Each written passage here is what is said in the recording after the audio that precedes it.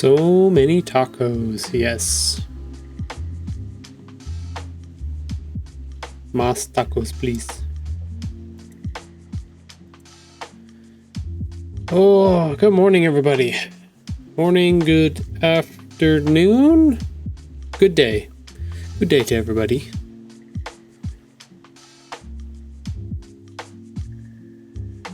Oh, man. Oh, it's a Monday. Did everybody know that today's Monday? It's Monday. Monday, September 15th. Crazy weekend this weekend. So where we last left off on Friday, I told y'all that I was getting ready to do an event on Saturday. What I didn't tell you is that we also had a pre-event event. Yep, that sounds about right. On Friday. So we actually got to go and hang out with a lot of the people that were going to be at the Nevada Humanities Literary Crawl, which was going on Saturday. And it was fun. We got to hang out, and I wouldn't say our guest speaker, but he wasn't the host. I don't know what he was. Anyways, he was Willie Vlautin. God dang it! I'm gonna have to look it up now.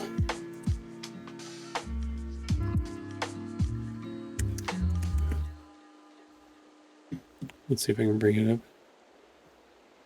Oh, did they already take it off their website? That'd be crazy if they already took it off their website. Oh, they did. Wow, that's quick.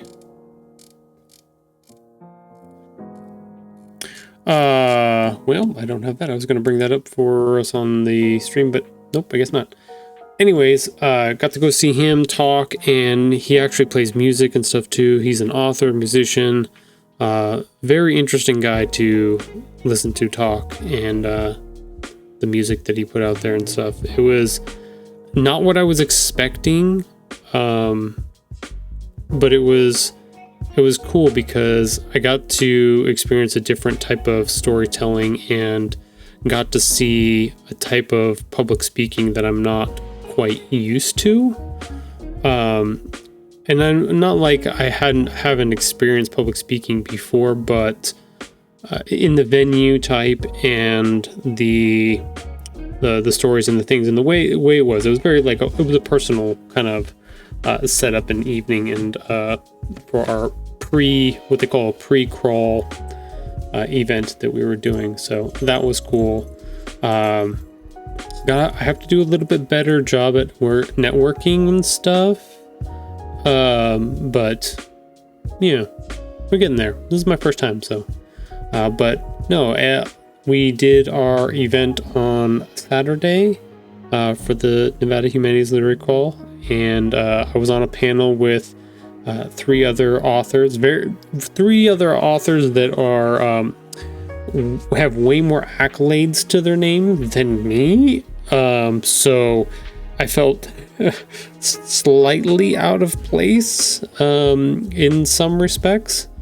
Not because I didn't have information or opinions or whatever for the talks themselves, but just based off of success and stuff like that. But no, it was a good event. Got to learn a lot. Got to talk a lot about a lot of stuff.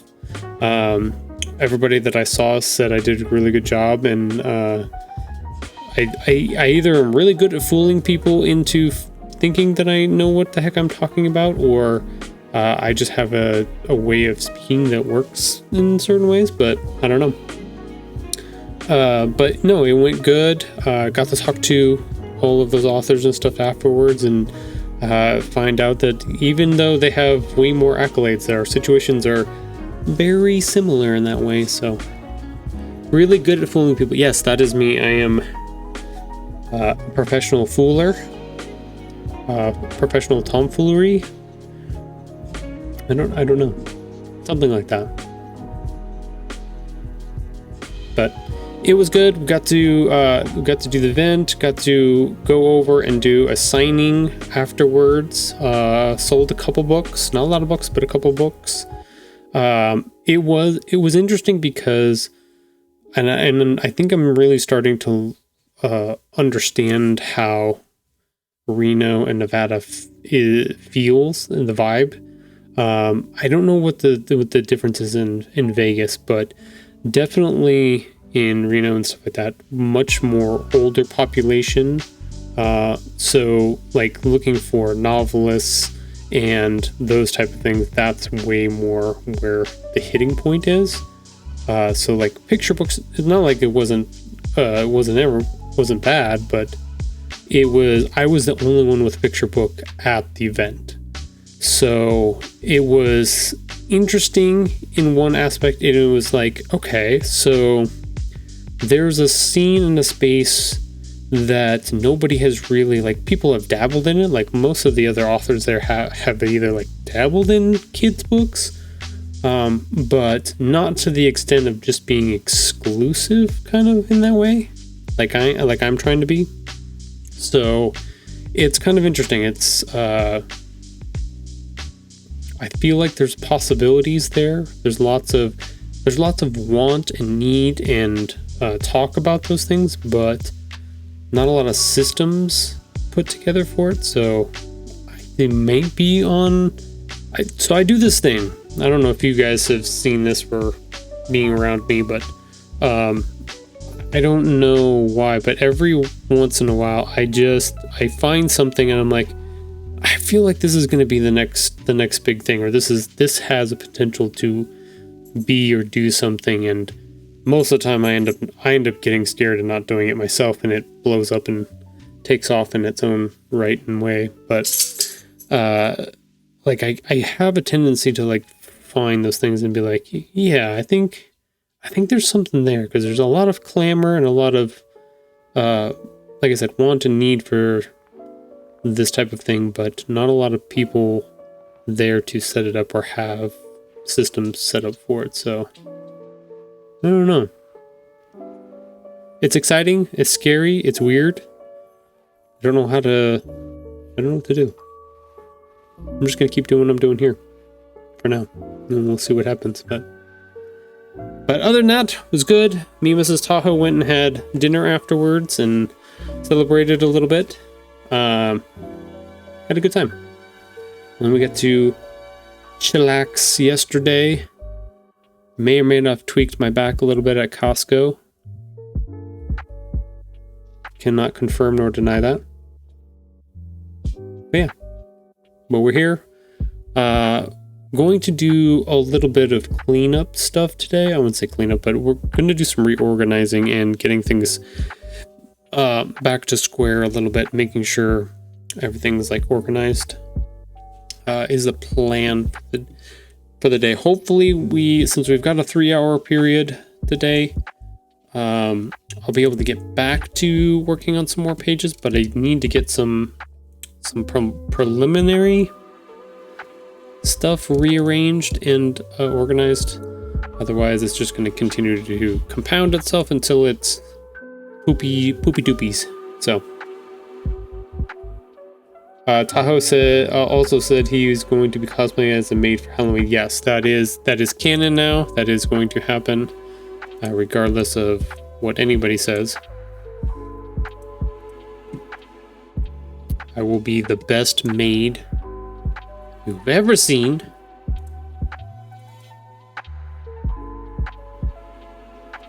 Okay, so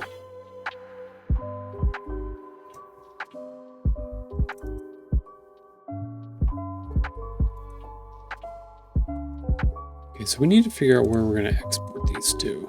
Where are we going to export these to? Do we going to just put a folder here for now?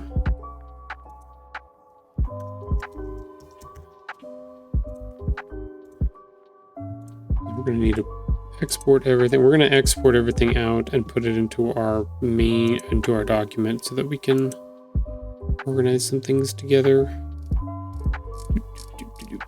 Where is it at? There it is. Temp PNG. Export. Okay, so that's 3. We need number 4. I want to be able to see them all kind of together, so that's why I'm doing this. I'm like, okay, so if I export these currently, then I can get a better sense of what the heck I'm doing at the moment, just in case I need to rearrange some things.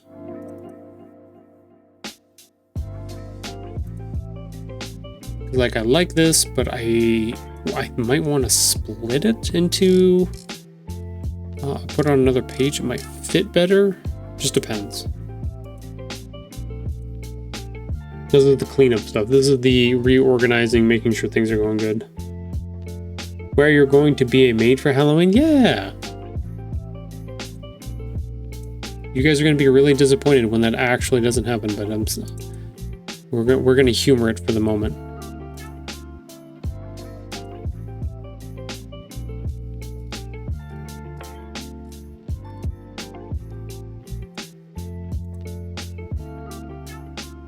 Can you cam stream?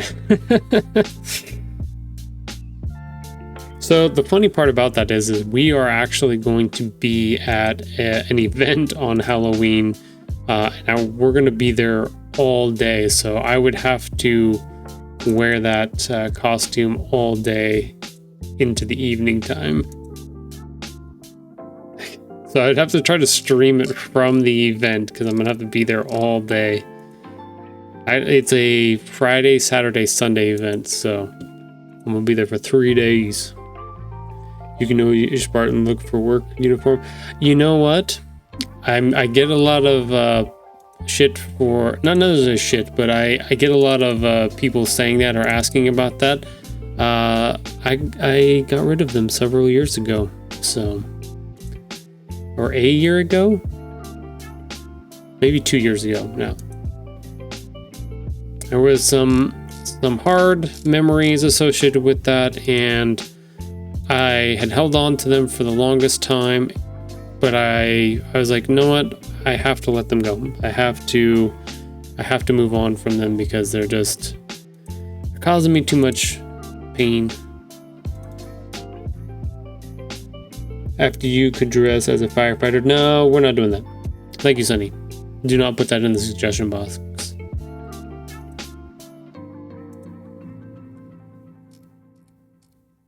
I love how Mrs. Tahoe is just like, well, you can get one that fits me and then you can just try to fit into it. And then I was like, there's no way. And I'm not like a huge guy, but she's like 5'3", 5'2", and I'm 6 foot. Like, I'm just much taller than her. I would destroy that dress pretty fast. Like, it's not gonna survive.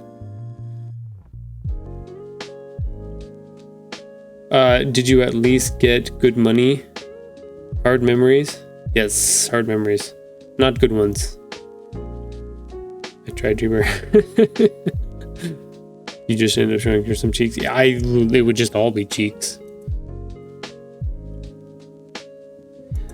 Yes, the cosplay part of my life was a hard one. Like, I had fun and stuff like that, and I definitely felt like I could have kept going, but there were a lot of roadblocks in light of a lot of like life changes, drastic life changes that happened, and it didn't work. It wasn't going to work out, unfortunately. Part of it is still in me. Part of it's, I still want to do so many different things. I had dreams of doing all kinds of stuff, even for Destiny, because I had a whole suit for Destiny as well. It didn't work out.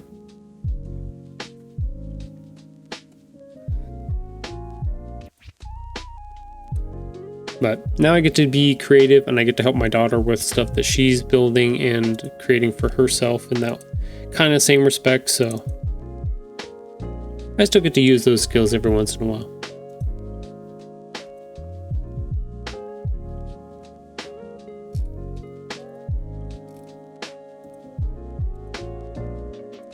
getting these all. I could say hello in any language. Yikes.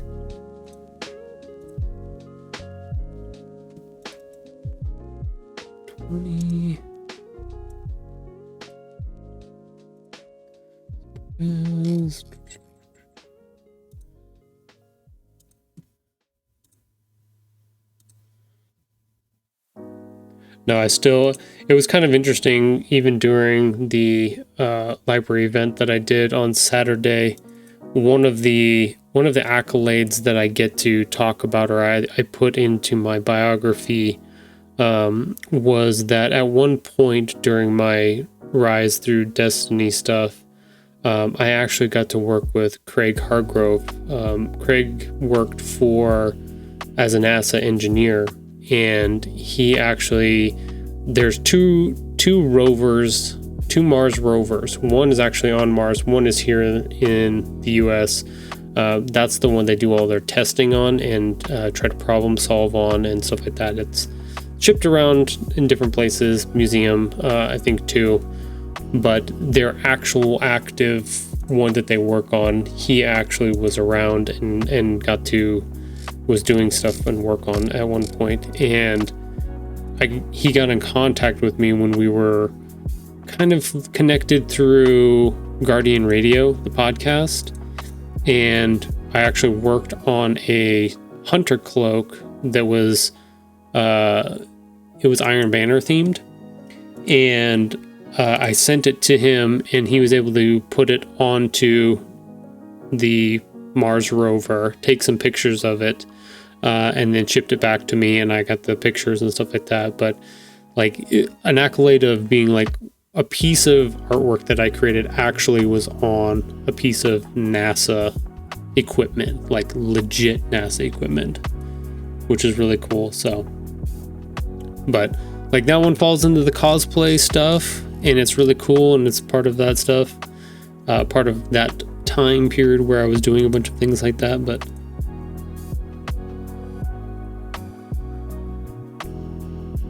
it's a good memory and a painful one at the same time.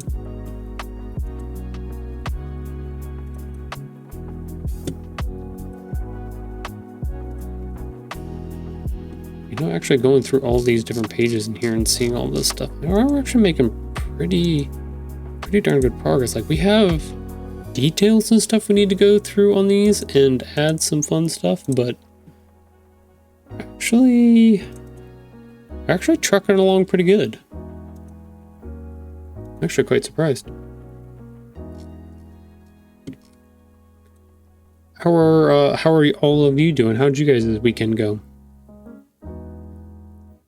Tell me more. Tell me how y'all are doing. How's work going?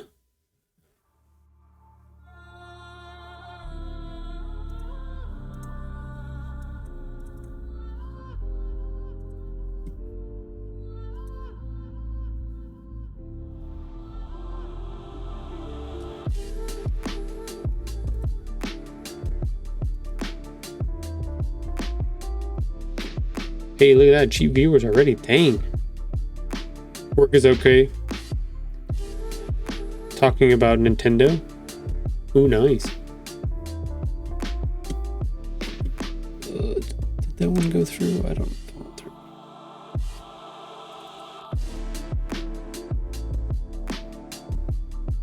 Okay, so we don't have enough hours in the day to talk about work. Fair enough. Has anybody... I know Alex has been playing Borderlands 4. Has anybody else been playing Borderlands 4? I'm highly interested. It looks fun.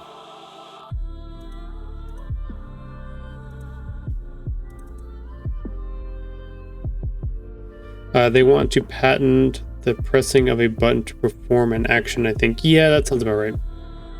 Nope, but I'm thinking about buying it. Yeah, I'm on the fence as well.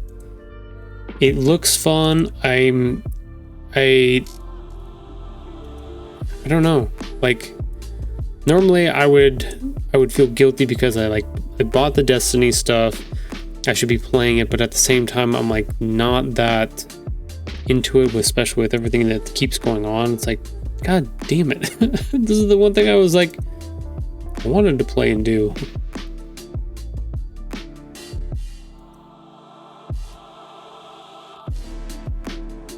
But it looks fun. Like it reminds me very much of, playing Borderlands 1 and 2 and just the loot and going through and like that type of mechanic, how they've got it set up just looks fun again.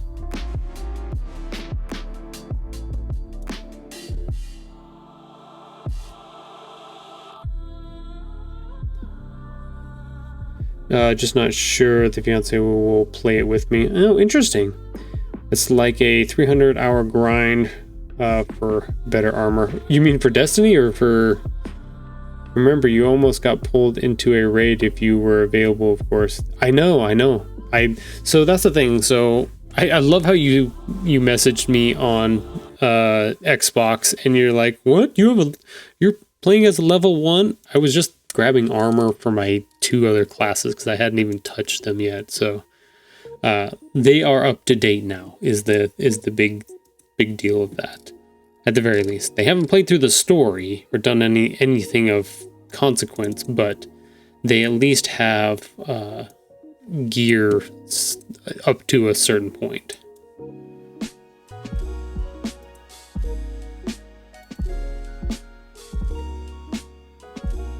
So I think I would have to see, Ghostka, like how well equipped I am for all of the things.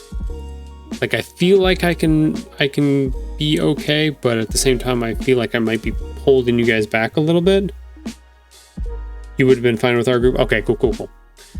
That's the thing, is like I know my skill, I know what I can do as far as stuff, like I can fill in and be the one that doesn't die and try to do some kind of whatever it needs to be done, but it just depends on whether or not my light level and stuff like that, since I'm above 200 now, but I'm definitely not very high. We got you. Trust me, we got... Oh. That sounds scary. That sounds scary.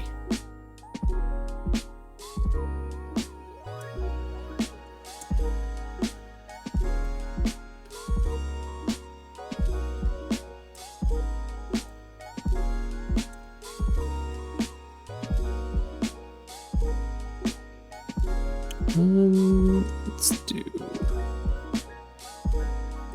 Yeah, let's just do that.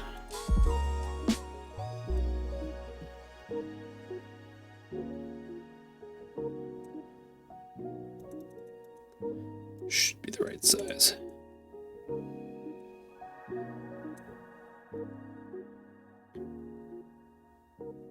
We're all very good at coaching people. Oh, I know. I've been with you guys many a time, so I trust me. I believe you. Like I said, what is the it's done the raid in the clan? No, I don't believe so. No.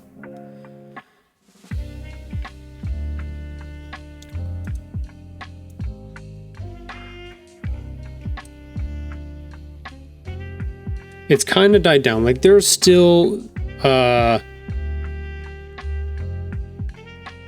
there are people that want to, I believe. It's just, I don't know what it is. Like I'm not pushing myself to do it. I'm kind of like, meh, like it would be cool, it'd be fun, but I'm not finding that thing inside of me that this is like, I desperately need that thing or whatever it is that's coming out, or I don't know. I don't know. I haven't quite figured out how to explain what it is that I'm feeling about everything. Like I'm not as influenced by all of the drama and stuff that's coming out, but it was one of those things like on Tuesday when Ashen Iron came out, Alex and I went in and we were messing around, did some of the Plaguelands stuff, and then we did the tower event where we were defending against the tower stuff.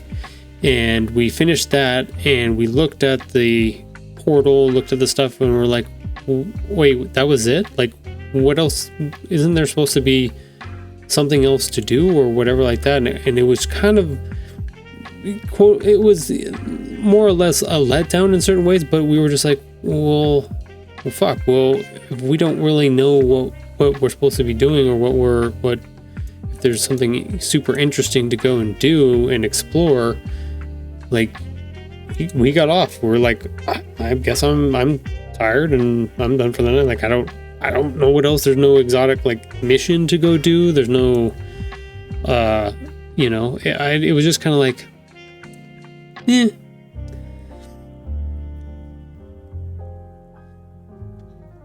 But I just finished the story Saturday night after I flew back. No, I know you did, Sonny. Well, and that was the fun thing about Saturday night. It was like, I still get a kick out of going and helping people get through the stuff that they want to get through and things like that. Like when Bishak came back and we got to take him through the exotic missions that he hadn't been through, he got to go meet Trevor.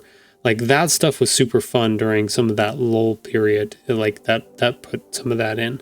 And I feel like we could do that with some of the raids, but the mechanic heavy stuff is, unless we get a group of people that are really like dedicated and putting stuff together to do that and shuffle people through kind of stuff, it's gonna be kind of a kick in the pants, and people want a little bit more ease on that than they want to be kicked in the pants. So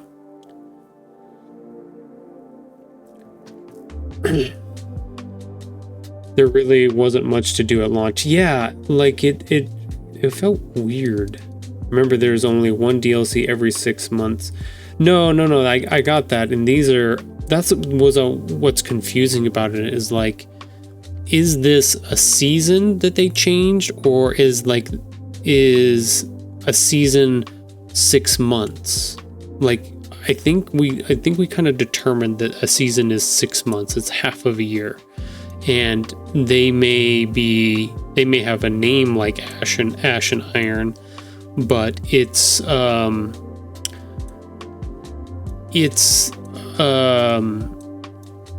just a title change. It's not necessarily a big update or an update in that way. So I don't know. I think the problem is for me is that there's a lot of like overpromise, and then it's not filtering through in certain ways. It's like normal season. Yeah, it's fun to do that stuff. On a masochist mode, yeah. No, we didn't. We did it on a fine mode. We were just we were playing. Ichabus and I were playing like we normally play, which is run and gun, just smoosh everything. And we've forgotten that on those harder difficulties that you actually have to play it like we used to play it, and be careful and pay attention to where your feet are and where you're stepping and what's going on that. So, are you not wanting to grind the armor stuff?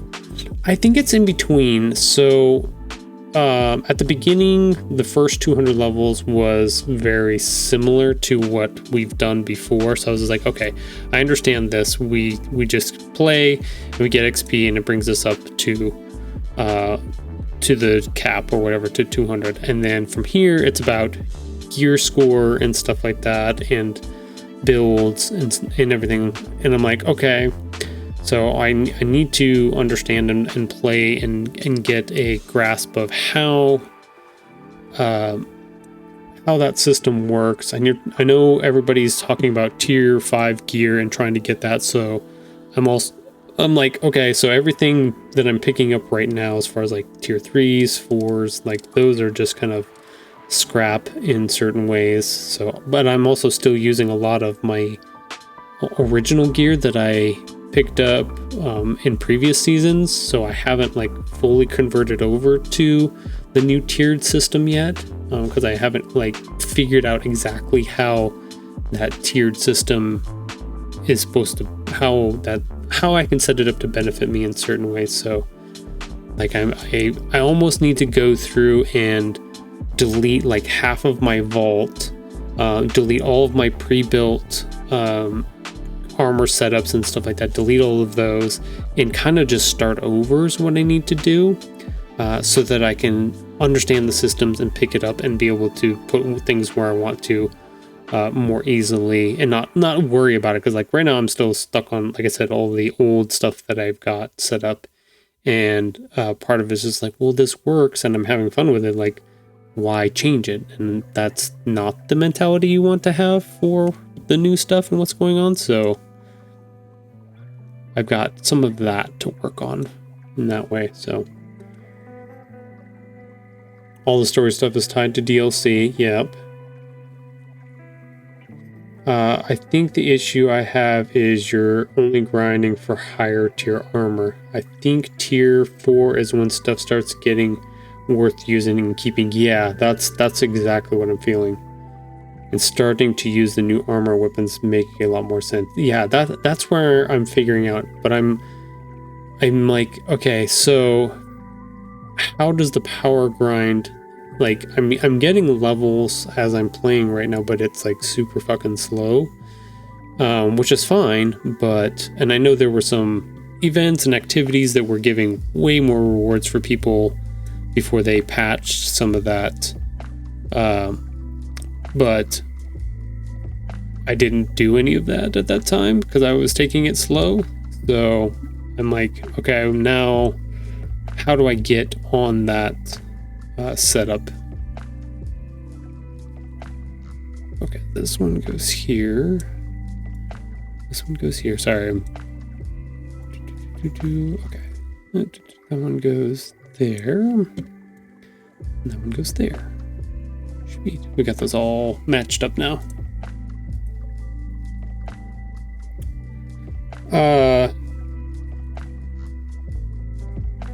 No, that is the issue, in my opinion. The grind shouldn't be this slow. Yeah, it's weird because it feels like the XP has been very punished in a lot of ways, and I wasn't quite sure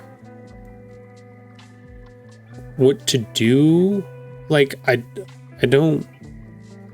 think that's where I was. Like, I knew I should have probably done way more solo ops. I should have done way more portal activities early on, and I'm kicking myself now because that's where the XP and stuff was that I didn't farm. But I was also playing the story and campaign and doing all that stuff, and I haven't even finished all the side missions quite yet on Kepler. So I still have some stuff to do there, but I have most of the ability stuff that has to do with that.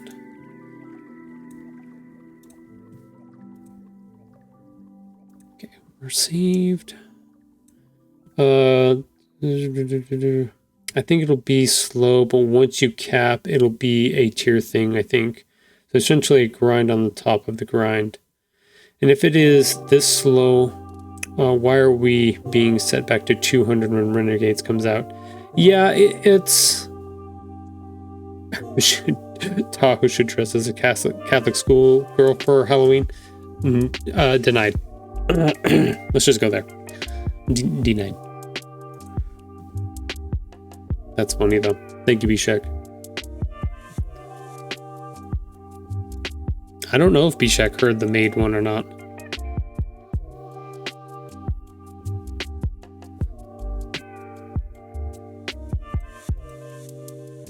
Okay, so this is what we've got so far kind of built out. No, I don't think it's as clear as... I know the streamers talk about it. I know like Azercross talks about it. Everybody else who does videos about Destiny 2, they talk about all of that stuff. And gear score and builds and everything else like that. And I feel kind of dumb because I'm like, I don't necessarily understand 100% of it. I'm slowly getting it. Incubus is working really hard to get me to understand it. Like, he's working overtime to teach me in a lot of ways, which is funny. But yeah, it just it doesn't feel as intrinsic or as instinctual to do the things and get the things together. I'm interested to see how the Halloween event goes, where you can do that with 6 people, if that sounds interesting. The Renegade stuff looks interesting and fun. Like the way they presented it in their little Vidoc and everything, like it looks like it's going to kick ass. Like they made it look fun again, which is great. Whether or not it can actually live up to that and give us something solid to stand on in that way, I don't know. It really feels like it suffers from a deep need to reset everything.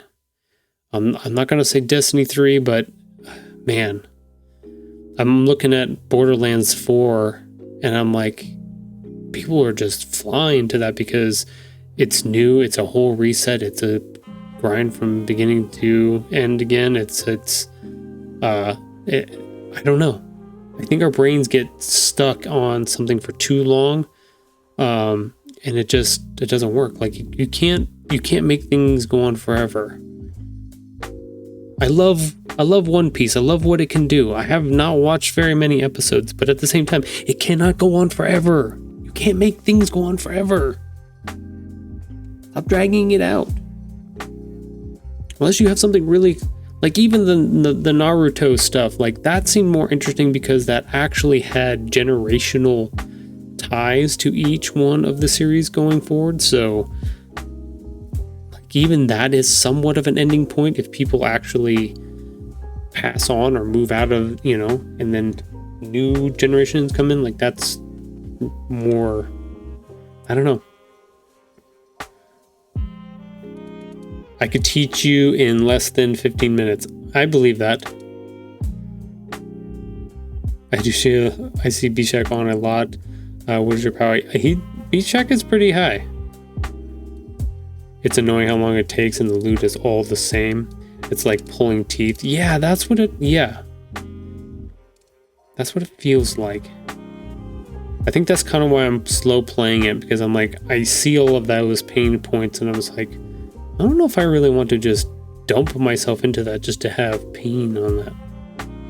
If you wanted to hop on a call, yeah, I'll definitely have to jump on with you guys at some point. I'm trying to balance between doing more of this book stuff and trying to, like, I wasn't aware of how crazy doing this kind of stuff was going to become. Not necessarily crazy, but how do I put this better? When I started creating these books and stuff like that, I had no intentions of like starting a business, quote unquote. And the closer and the more stuff I do, this being the second year, almost the third year of me doing this. 43 just inbox emoji, suggestion box, inbox emoji. Ban Bishak from the suggestion box. Denied. That's funny. It's feeling more and more like a business in certain ways. And if I want to be serious about it, I kind of have to shift over and start looking at it like that. So a lot more of my time and focus has been slowly moving over to that, which has been kind of good because since Destiny has been kind of slow and weird and funky dory, I haven't felt as bad being like not on top of things because of that. So I'm trying to figure out what the balance is of the things. I'm still trying to do Tuesdays and Saturdays for the peoples that don't have as much time or aren't on as much to be able to congregate and things like that. But yeah, I don't know. It's like a daily thing where I struggle back and forth, like what the heck am I gonna do, or how do I push both of these things, or make sure that they are, like, I'm maintaining at the moment, but I'm also not advancing things either. So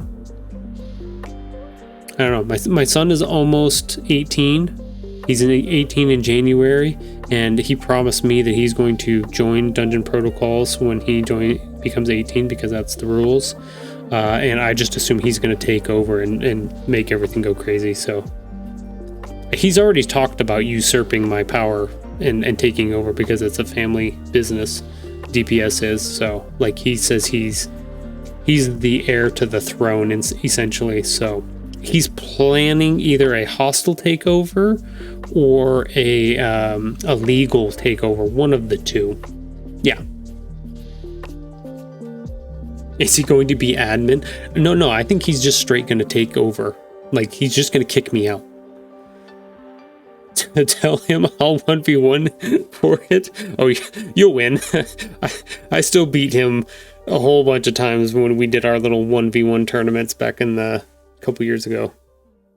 I'm going to help with the overthrow. That is your thing. You helped with when I overthrew the past administration. So it is my time. It must be a rite of passage. Tell him he isn't worth.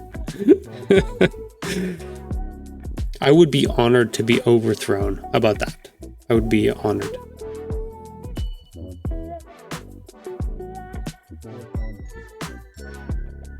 That's funny.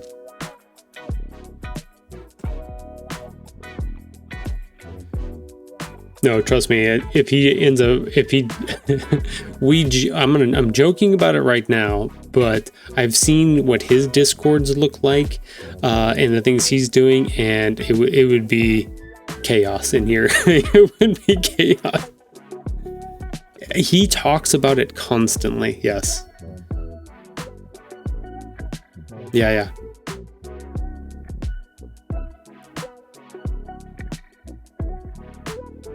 What games does he play? He's actually more into gaming than I am. So he actually has a YouTube channel himself. He has his Twitch channel. I believe, I don't know if it's in our pinned commands or not.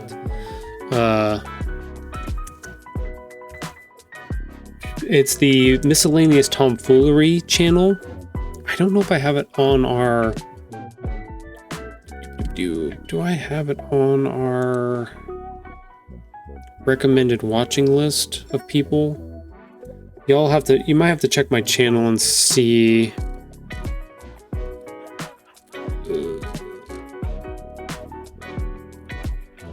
I don't know.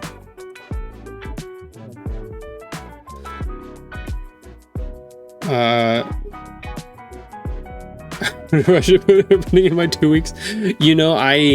There was a brief moment where I was thinking about that. I was like, I wasn't sure if I should talk to you about because like I know you guys have your own Discord and stuff like that, and like I said, I was feeling guilty about not being as present and putting things together and trying new things and stuff like that. And just letting you know, Ghost Guy, like, if there is a moment where you guys are like, it's not worth being in DPS, we can build our own things, do our own things. Like, there is no hard feelings in any of that. Like I said, this is just a construct of social place right now. It used to be structured around Destiny, but that has really been hurt of late. So that's a hard one to then stick our feet in the mud for. But yeah, no. If for whatever reason, if you guys are just like, fuck those guys, that we don't want to have anything to do with them anymore, no, you're good. Like, I don't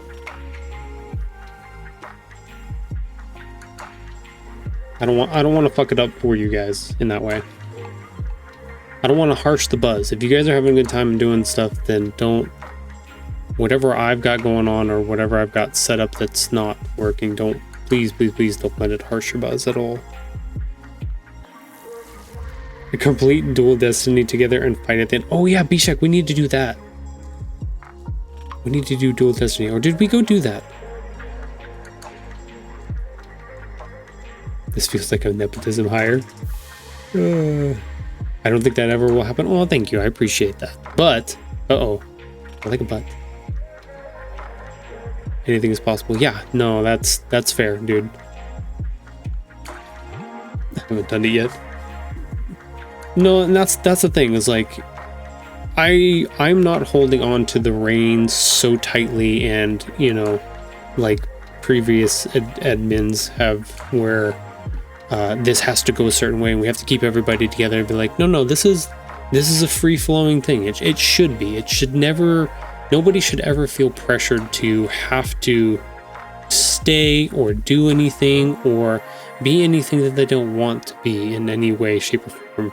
If they are in love with the game, that's great. If they're not in love with the game, that's great too. That all of those things can be true at the same time. If people need to spend more time with their families or need to spend more time doing whatever, like, that's what I wanted from the beginning, is people to be able to be happy and do those things. And if this is the place and it works and it can bring people together, that's great. I forget who I was talking to last week, and I think it was B-Shack, about the small community that we do have, and the small town vibes that it puts off and gives off in that way. And I think people like that. I think that they like that we may not all have the same opinions on topics and things like that, but we somewhat genuinely care about the people that are in here. So feels that way, at least. Some roles are nicer than others. I'd say if it did happen, it would probably happen when the kid takes the throne. That is the joke that him and I have between things. But I think I don't know why he's so excited to want to come in and be in DPS. Like, it is a weird, social, awkward group that is kind of similar to his friend group that he's put together, but I don't know. He has it in his mind. He wants to be in DPS. I don't know if that's him wanting to have a connection point with me in that way, or if that's him looking at how I have our Discord structured and being like, dude, your setup is shit. I'm gonna make this better. I'm not sure which one it is. I'm not sure. He keeps threatening me with things like, yeah, as soon as I get in there, I'm gonna change up your Discord and do things. It's like, oh man.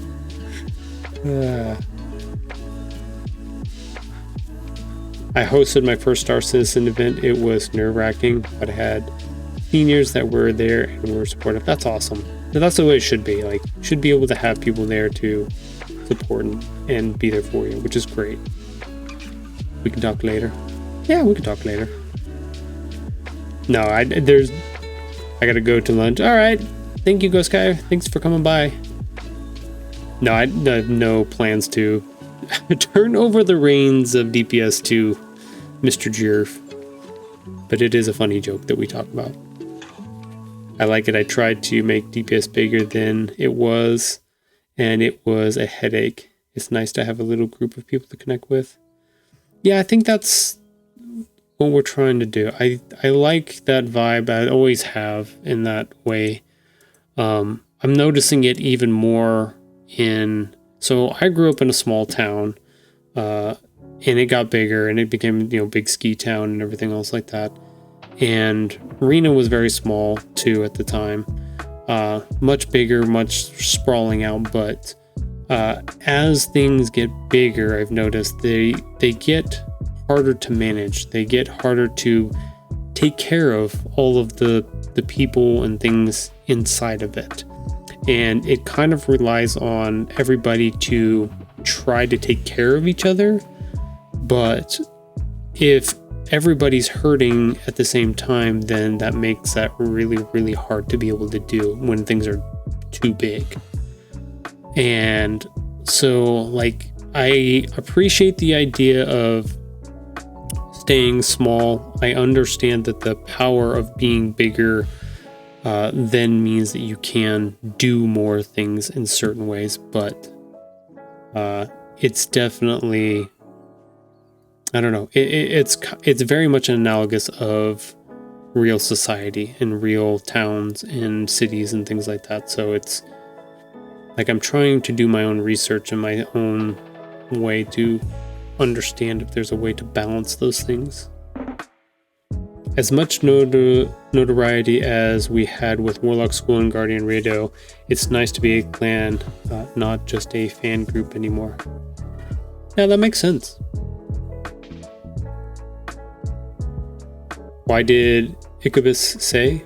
Wait, I didn't realize I was seeing the way Ichabus said the other day. Wait, what did he say? He wants to be close to his daddy. Aww. As the guy who is always running in-game stuff like dungeons and whatnot, so is always be down to help or show the way. At least that's how I interpreted it. Tahoe was there so he could set me straight if I'm wrong. I think so. I think you have a reputation of you are a really good player and you optimize really well and you do a lot of things that are in-game activity. Like you're very knowledgeable on a lot of things, even in Star Citizen. Like you kick ass on that shit, and I think people see that and they recognize that for sure. So I think that's where he's talking about. He's like, and it's has nothing to do with like being on all the time or doing stuff. It's just there are players that are really good and can pick up things really fast, and you're one of them. You can make adjustments quick and change up your playstyle to make things work or fill in gaps and stuff like that. So making Sunny blush right now. Good, that's part of it.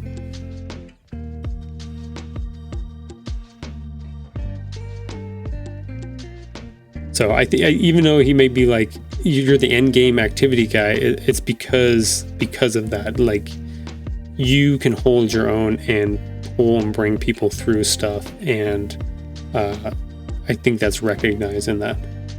One thing I learned that I'm good at is always be teachable. Yes, which is so much of what I like to promote here in DPS and stuff like that with all of our peoples. Anywhere. I'm trying to make that even more of a life staple, is to teach people things and be,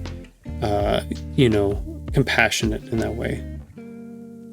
I do have to say we are going to do an ad break here in about 15 seconds or so, give or take. So everybody else will get a break and we'll run some ads, but then we can keep talking through the ad break. I do have to go let out the puppies because the puppy is ringing the bell to go outside tons and tons. She may even be on our... Let's see, is she on our camera over there? Ah, you can see her. If you look, you can see her up in the right-hand corner. I'm coming, sir.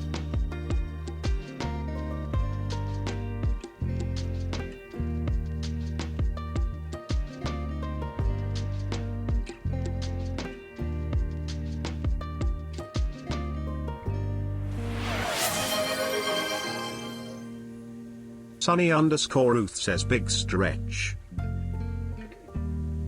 It lives. You know what's funny about this, Bishak? It's connecting with people and talking with them and starting and getting into this group, and then getting to the point where I'm at right now, where I'm trying to do this book project and express my creativity and things like that, doing this type of stuff, medium.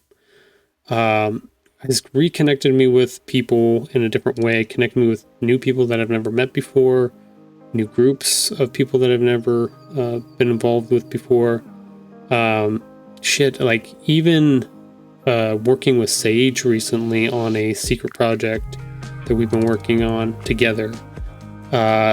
He flat out just told me, like, dude, our conversations that we've had together, you have inspired me to try this new creative endeavor that I want to do and do these things and stuff like that. So, like, I'm finding a space where doing those kind of things, being, a teachable, being compassionate in those ways, is fulfilling for me and doing those things. And it's a lot of the ideals that I tried to continue to bring to DPS over the years and stuff. So it's cool to see that those can go in other places and be recognized and be valuable in that way to people. So that's been really cool. I might not be the greatest artist in the world. I may not be the most popular artist in the world, but maybe if I can bring little pieces of happiness to people, maybe that can be enough. Maybe that's my spot and my place, is to just try and do these things and see if it works. I don't know. It's a big thing me and Mrs. Tahoe, me and Dreamer, trying to promote and bring into our lives and get rid of a lot of that negativity in that way.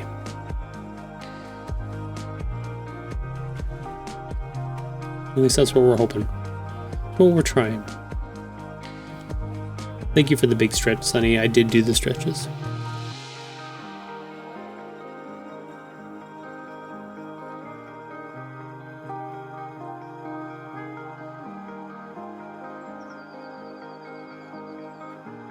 And if I can sell thousands of books at the same time, that would be great. I'm always going to come back and bring the jokes in. Like, we had a whole episode on this on the podcast last night. Like, the silliness is there. Like, it's not. It's just part of it. I just want to be real about that. Welcome back, stream. Hi. And the pickles. And the pickles. Yep. I wanted to do so many of the lines and stuff from any of those comedy shows, but I didn't want to, one, embarrass myself too much, or embarrass Mrs. Tahoe too, but it's funny because I remember a lot of those lines like that, and she remembers kind of them, but it's funny. Lol, that stream was so good last night. I need to rewatch the VOD. It was fun. The suggestion box was a good idea. Like it they are already coming up with new ideas to put in that box. Like I don't understand. We must have done something right to have both of them have such a sense of humor to them that they feel they can just do whatever and it will be funny, which is great. Okie dokie. I'm gonna keep talking while trying to do some other stuff at the same time. Try my best. So we are missing page number 6 there, but I think that's an in-between page. Yeah, we started it. I hadn't done anything with it yet.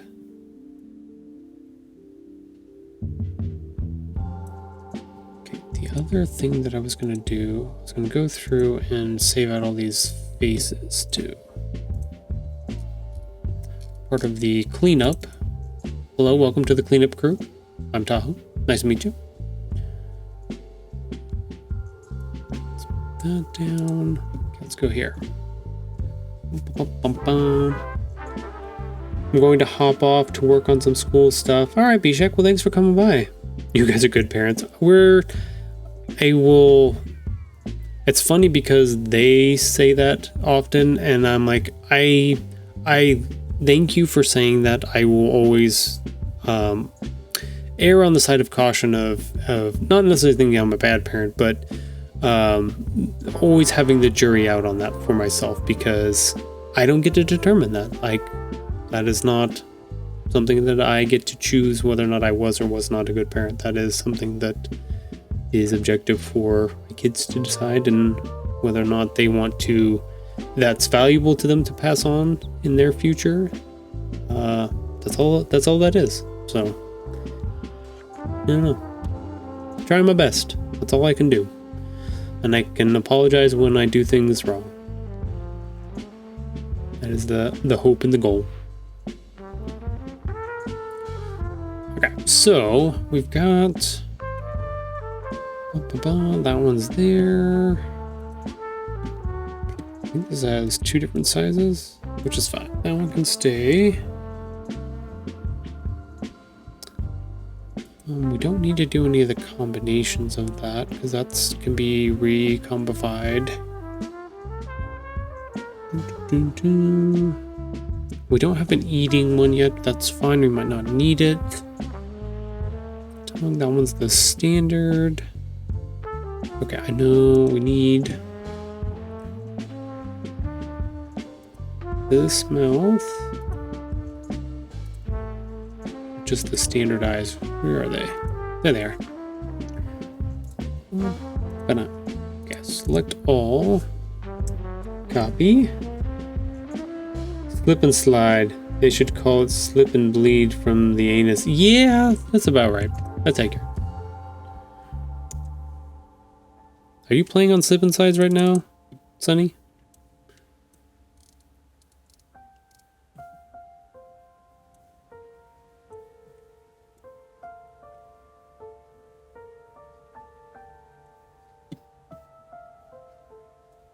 Down. Let's just put that one there for now. Got the star-eyed one. We don't have the bashful one. I think we do have the... Okay, we should have... Leave that open. Okay, there's that one. Select all.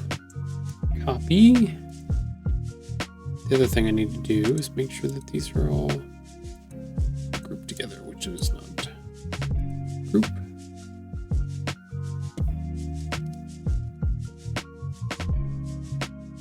Man, sometimes I don't like this mouse. I don't understand why it does it what it's doing.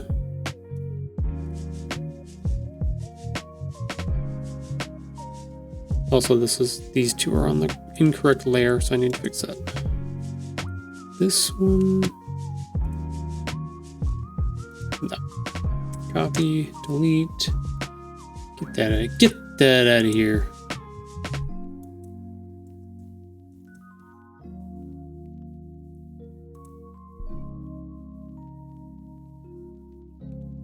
Okay, we gotta fix it. Love how he let's see. No, was it Dane Cook joke? Oh, yeah. Love how he would emphasize it. Yep. I do remember that one now. He just had a good way of delivering that stuff. Very, like, him and Chris D'Elia. Chris D'Elia has a way of delivering stories with his little postures and stuff like that he would throw out there that was it's just funny.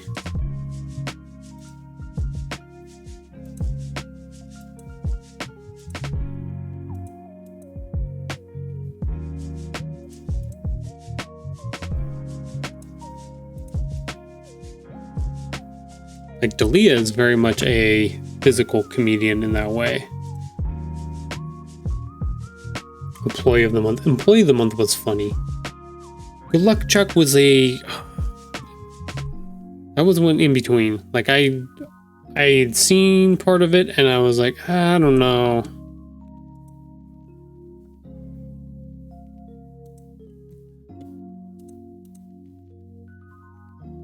I think he was definitely trying to do what a lot of other comedians were doing and really push into getting the movie deals and stuff like that.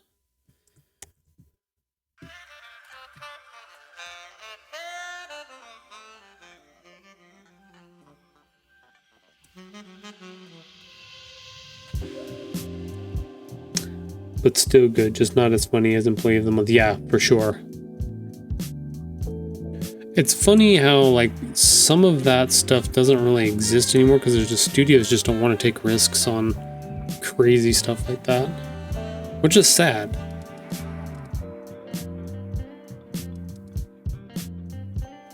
Okay, so this one.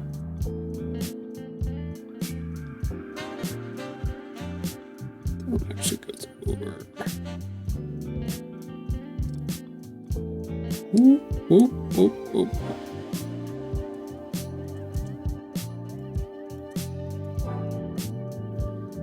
One actually goes over here.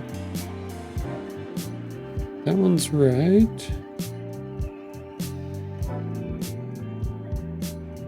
Oh, I do have this one on there twice. So I don't need that version. I don't need that version.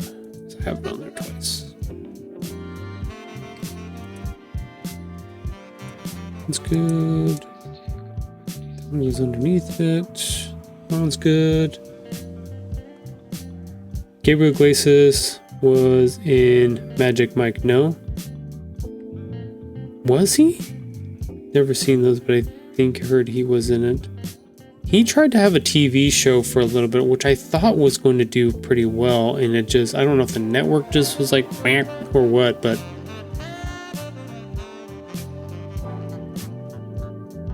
yeah, some comedians can make that transfer over and do fun, crazy movies. Some it just doesn't pan out. It just really depends. He was a DJ in the movie. Oh, okay. That seems right up his alley. I never saw Magic Mike, so.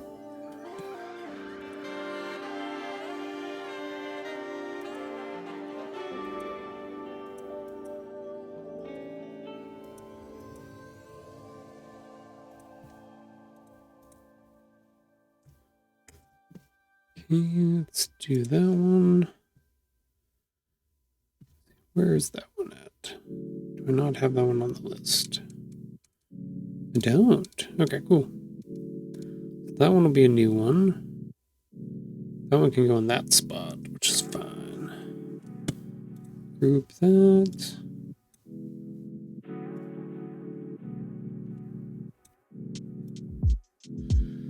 That one there.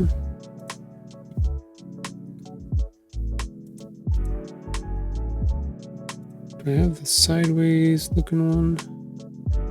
Got it there.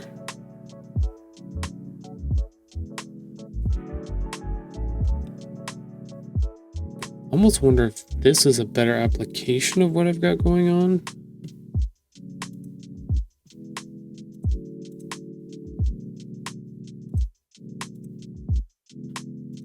Yeah, I don't know if I should keep using this style faces like this, or if I should. I'm definitely going to keep using these like this, but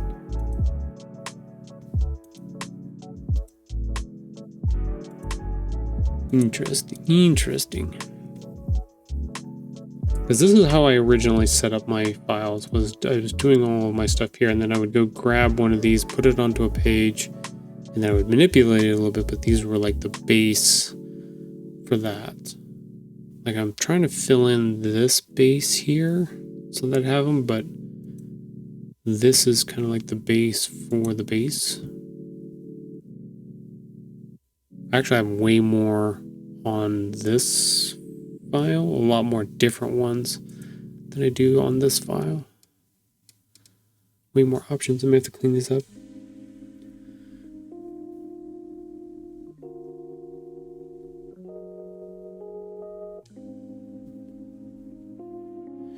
What I should do is I should flop this one. Okay, we got an idea. Gotta do some edits here. Let's see, where is the eye color thing? Correct. Yeah. Those three. Let's take artboard, move this over here. Select this artboard. Move that there. Move this back.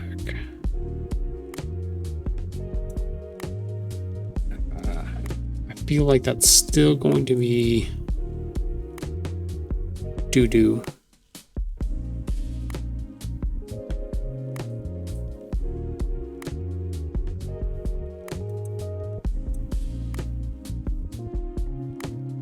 Like I said, this is the Now rearrange the second artboards effortlessly.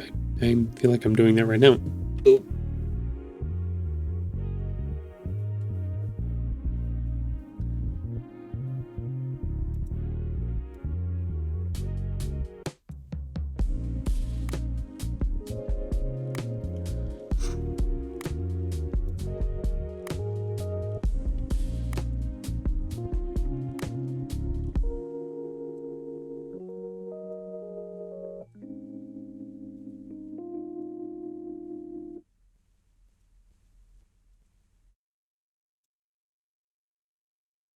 No, let's put this.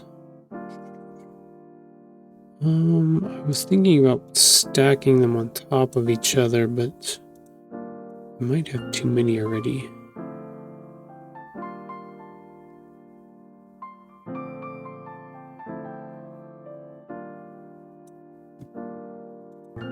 These are the old expressions, the old man expressions.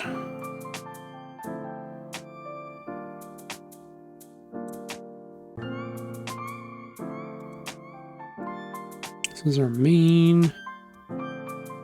This is our heights. That did that not take everything? It did, okay.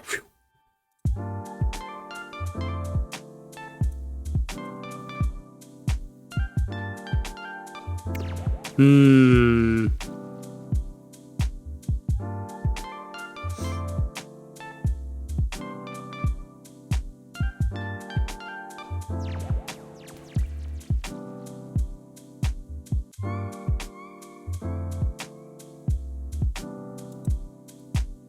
I had a feeling it was going to do that.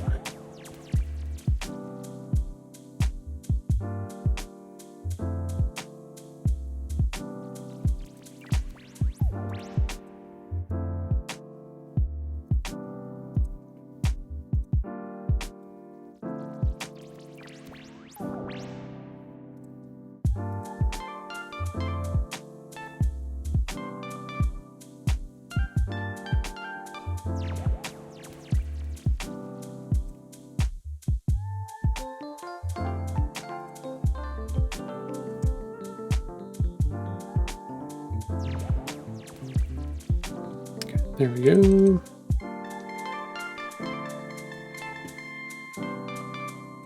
Oop, that's not what I wanted to do.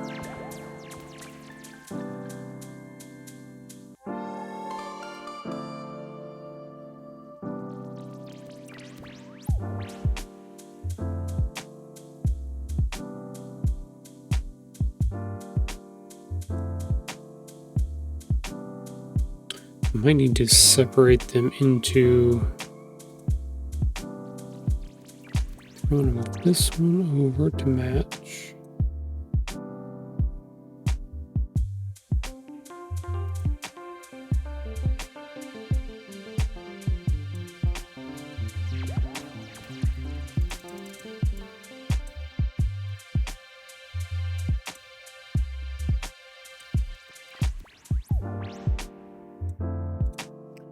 Okay, so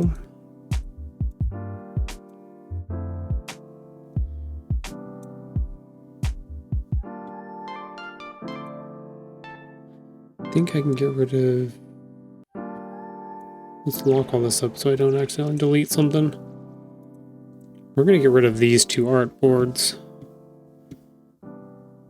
And then I'm gonna take these two, I'm gonna make them bigger. Which it's not going to be happy with me that I'm doing that, but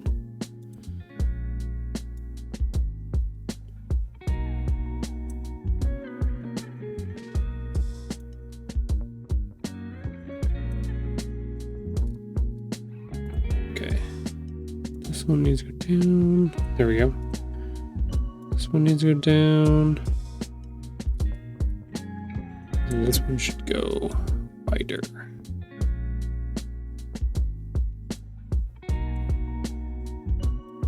Unlock all these, move these over, move this over a little bit. There we go.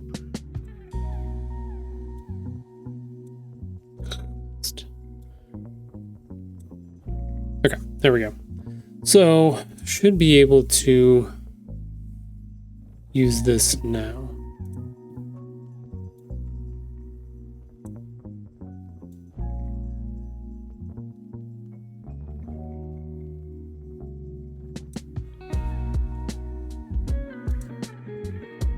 Let's see.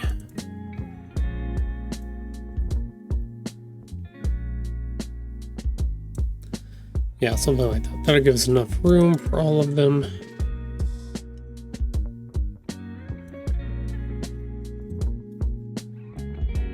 Let's get rid of these three. Let's extend this up.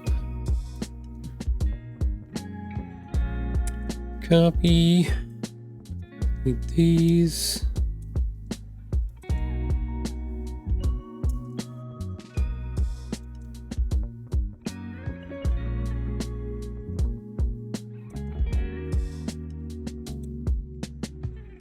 Okay, there we go.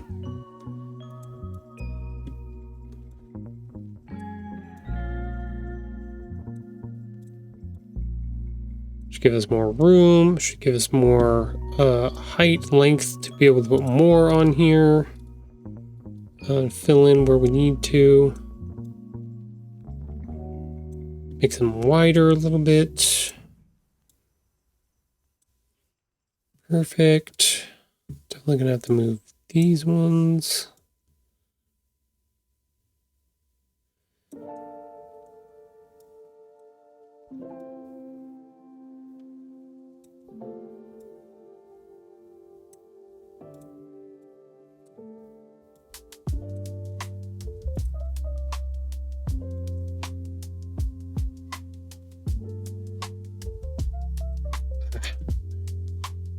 Problem is when I'm working so far away like this, these little objects sometimes get messed up and I don't like it, but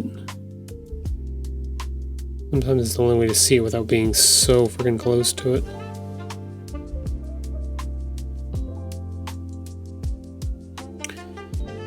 Okay, I'm gonna have to move.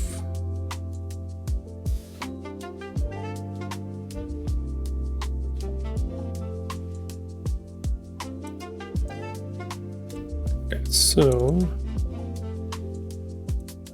let's ungroup that.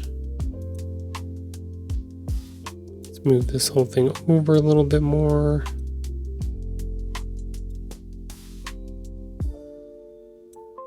There we go. That should give us more room.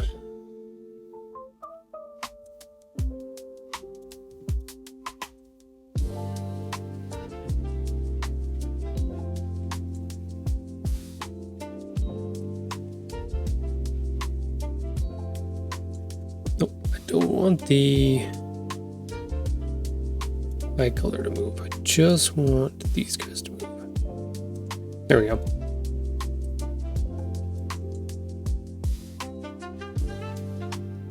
If you guys want to know where time gets lost in creating the book projects and stuff like that, it's organizing and getting things together. I don't want to be one of those illustrators, authors, whatever, that gets to the point where everything is so convoluted that they can't find anything anymore. So a lot of times I have to go through and make some adjustments so that I can continue to be efficient in what I'm doing.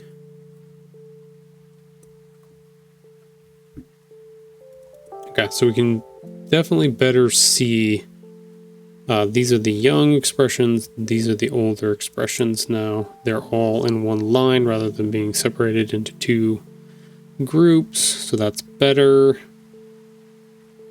for sure. Definitely need to keep going through though and making up. I really want to getting these all converted over into the new face styles. So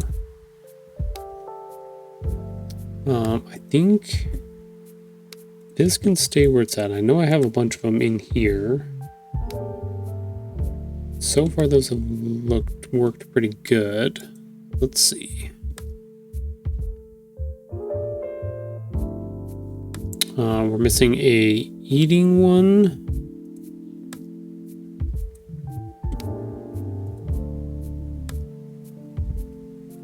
Which I think I'm going to leave that one off at the moment because I don't know if we're going to use it. We have these ones where the tongue is sticking out. I think we're going to leave that out for the moment.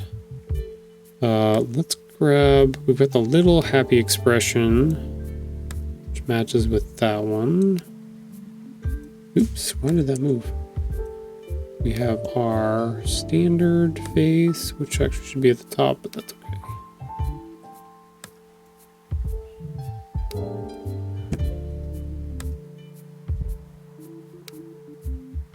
The grumpy grumbly one, the one with the little thing in the nose. Did that one. We added this new one here.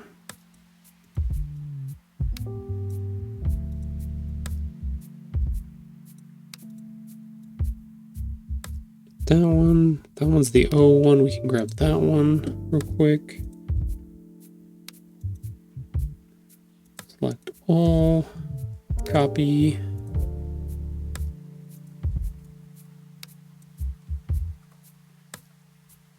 Paste.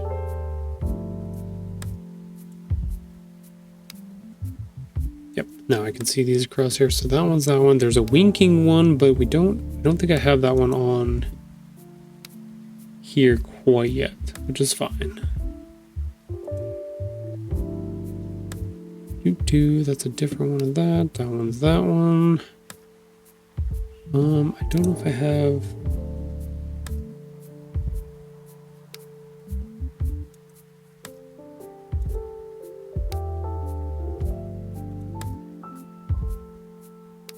I don't have that one yet. I don't know if we have a freaked out one yet. We've got the eyes for it.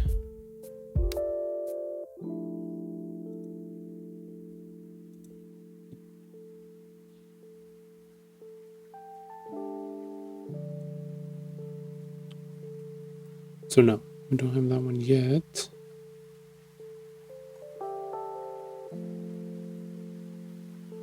Yeah, this is much easier to see. I can just look across. I don't have to go 3 or 4 panels across to find stuff. That one's good. Kind of the in-between of all of these. That one's that one. We actually made a modified version of this one. It's different. This one we can actually line up finally.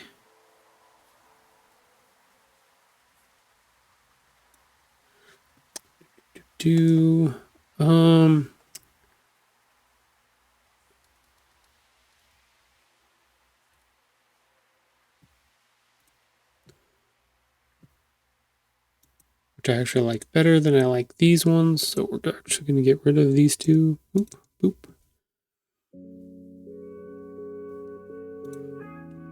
Okay, this one is that one. Okay.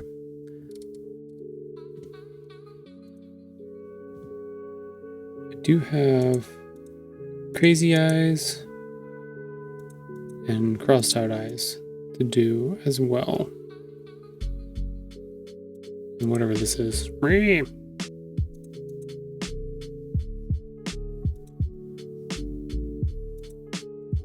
Also have a little uwu face.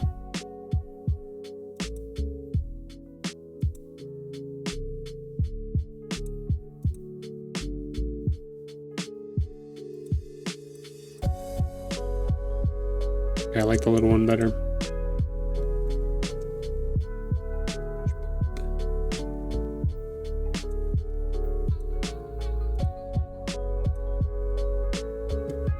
Okay, I think we got some of it cleaned up. We got some of it moved around, more organized. That'll definitely work better in the long run for putting those together and getting them organized on here. I'm gonna have to figure out at some point, because we're gonna run out of room here. So this may be, I may have to end up switching this down, because like I have a bunch of different variations of some of these straight flat eyes with, you know, different conditions on them, which are still good. Like, I may have to make these like the base models of stuff, and some of these, like I was saying with the curly Q eyes and stuff like that, those are more customized versions. Might have to be the way that goes. But these are pretty solid. Like this all should still be good. That didn't need to change. These are referential, so, but these are the main ones that I pull from for everything. Dun, dun, dun. Those should actually get moved up, because I use those a lot. Okay, so younger expressions, older expressions, the adult and young versions of the characters at their correct size, the other characters and the special marks. Those are all set up and ready to go for that at the moment. Nothing crazy. I could definitely go through and definitely fill out the rest of this this sheet here. I don't know how much I want to do that right now.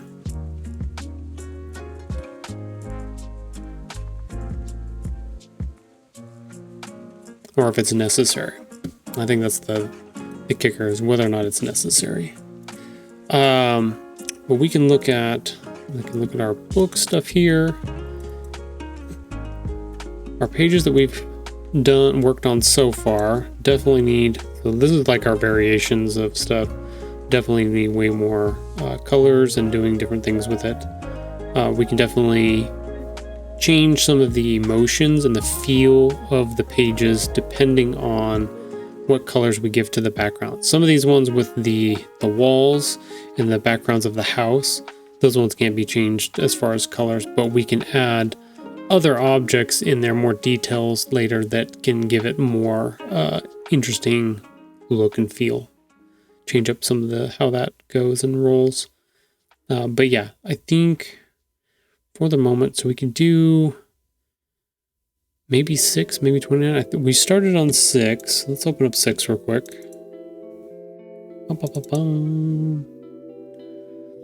Yeah, okay. I kind of had I woke up this morning, I kind of had an idea for something I wanted to try with this. Let's take this, put it down there. Take this one, put it there. Let's put our layout here. Okay, cool. Yeah, this is setting up this first thing in the stream was definitely helpful, because then I can go back and look at each of the pages and see what's going on with each of them. So like this guy, I know those two go together. This one doesn't have a second one quite yet. That's the one we might be working on here shortly. You know, these ones go together. These ones go together. Let's go here.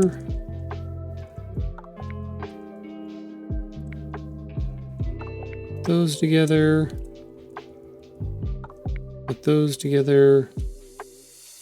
I had Mrs. Tahoe work on a thing on Illustrator, well, I think it was last week, and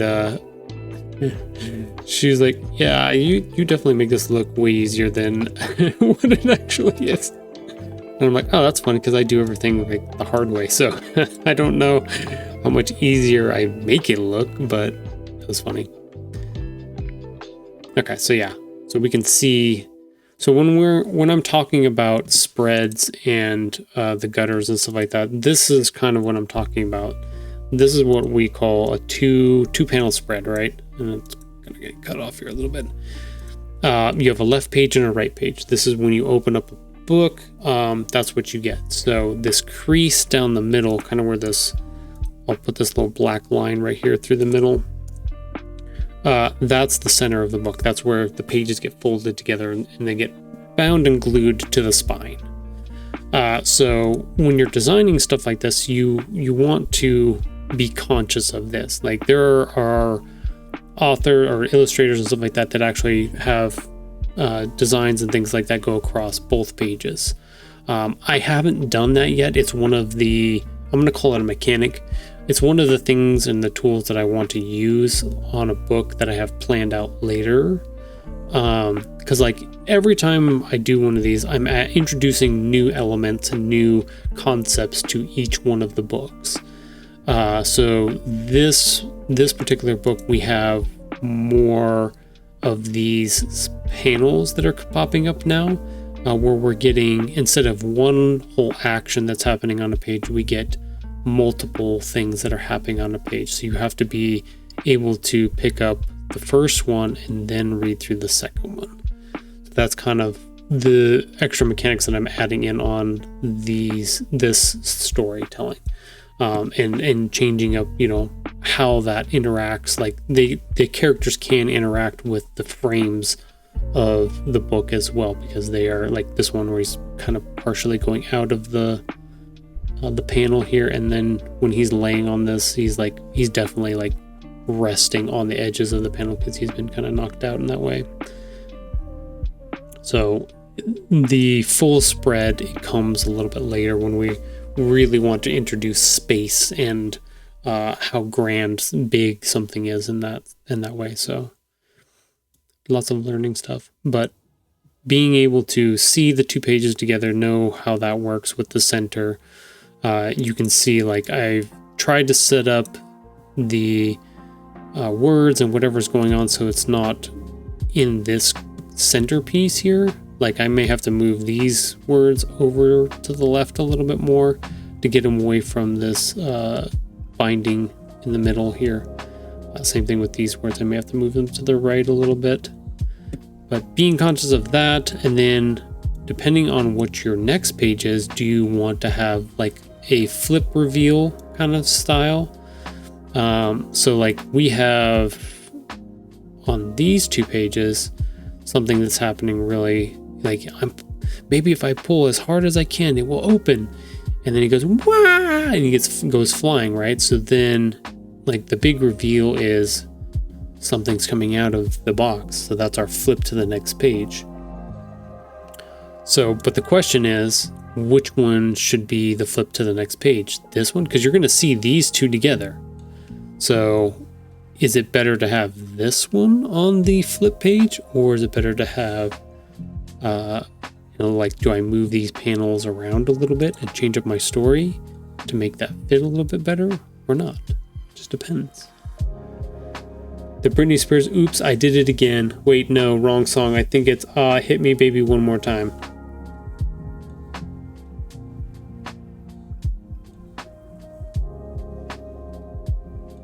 I'm thinking of Bishak's suggestion. Oh no.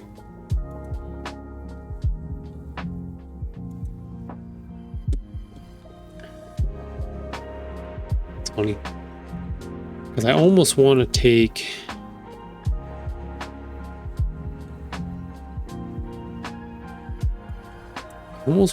this one, move it here. I may want to put that one there.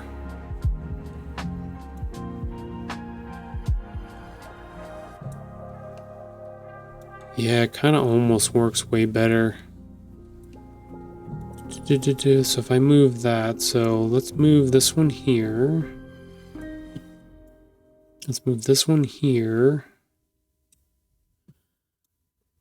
That one there. So we either need to move these two as well and add one down there. Like, it could be a lot of reveal pages is what it could be.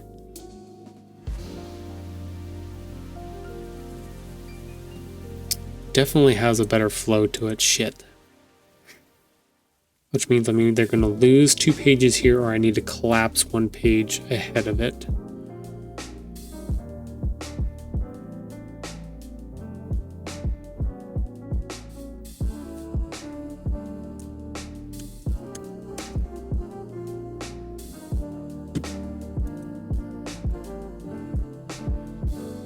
If that's the case, then we would do the opposite. We're going to move these guys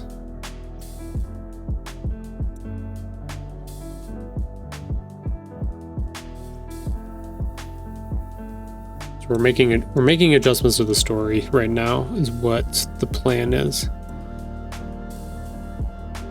So we're basically putting together what I just kind of figured out before, but we're moving them one panel to the left instead of one panel to the right.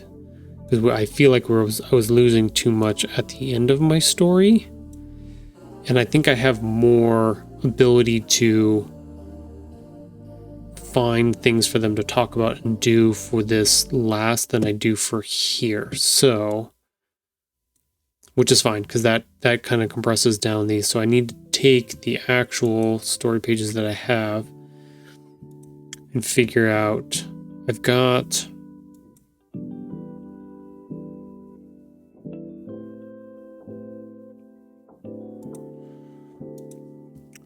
gotta take I may have to take this panel and move it here.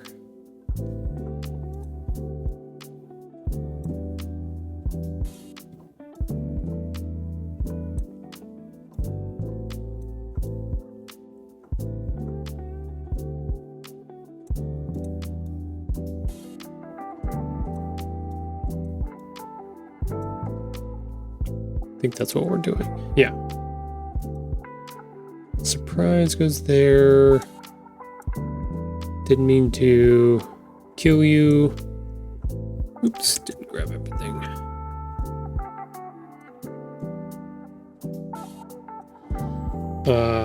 Let's see. Hi, I'm Patch needs to go here.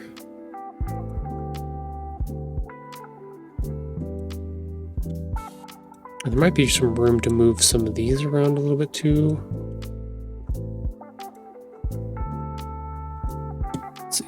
That's right. Well, you don't look scary. Yep. Okay. And here's our introduction between the two. Okay.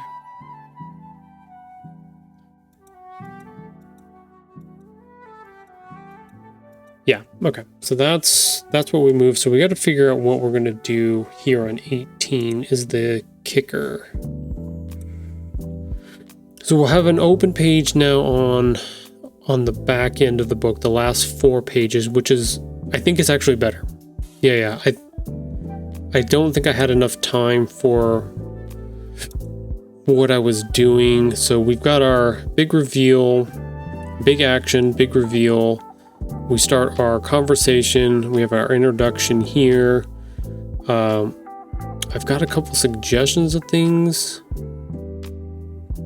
No, those are ones that need to go at the beginning of the book. I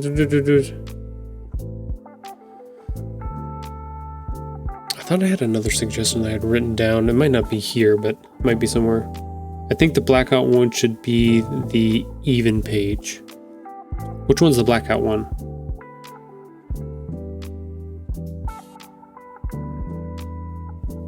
This one up here where he flew open the gates of Mordor. That's the one you're talking about?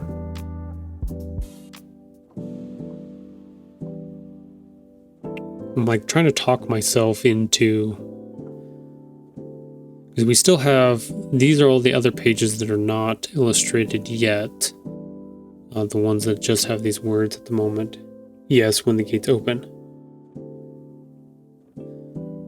So it should be like this. What you're saying is we should set it up like this, where we have this open, and then you have to flip a page to get to this surprise, and then that's how each of those works. Like same thing here, where he's pulling really hard, and then you open up the next page, and he gets flung, kind of thing. Like that's kind of what I'm struggling with right now. Is like there's some.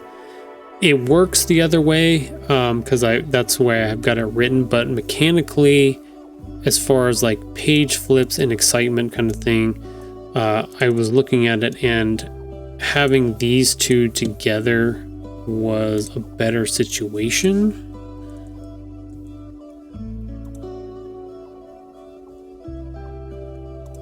Because then you check out this one, and even though there's not a lot of words here, you literally go into surprise, and then, you know what I mean? Like, that's the flip of the 2 pages from one to the other kind of thing.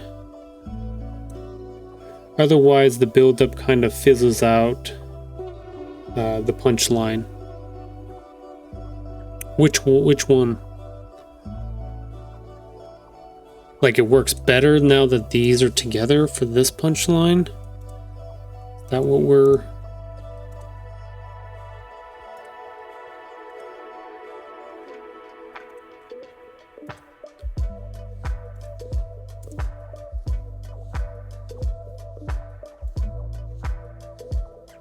Yes, okay. That's kind of what I was feeling, right? Like, it felt like it worked better for the surprise if it actually is a physical surprise too. Like, turning the page to see the surprise actually enhances the idea of it being a surprise. Go figure, right? Who would have thought?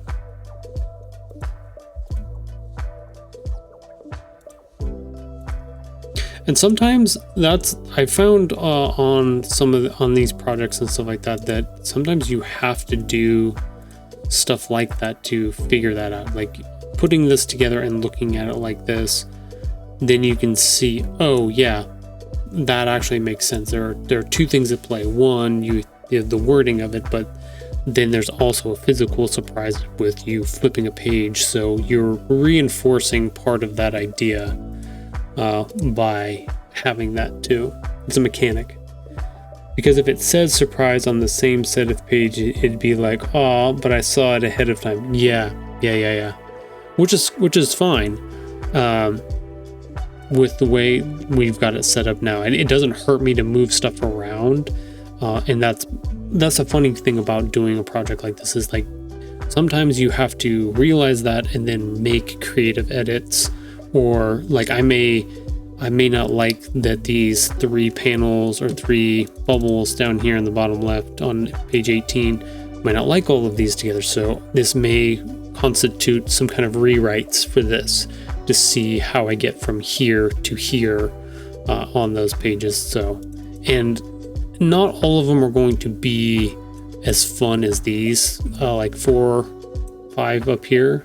These guys, like, these ones were fun ones. This is the fun part of the book.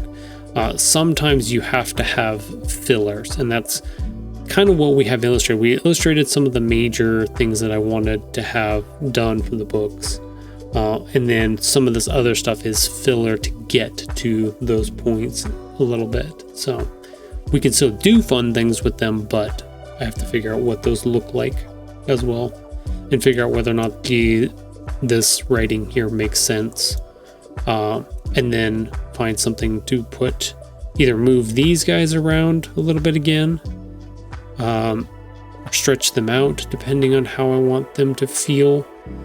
The funny part is, like, a lot of times I will leave one panel on this set of pages open and one panel open on this set, just in case I do need to move things around. Like, I will write out the story with a couple panels missing so that I can move stuff and I can fill in on those at some points. So this one was a little bit more tight, where I had lots of ideas that I put in as the writing part.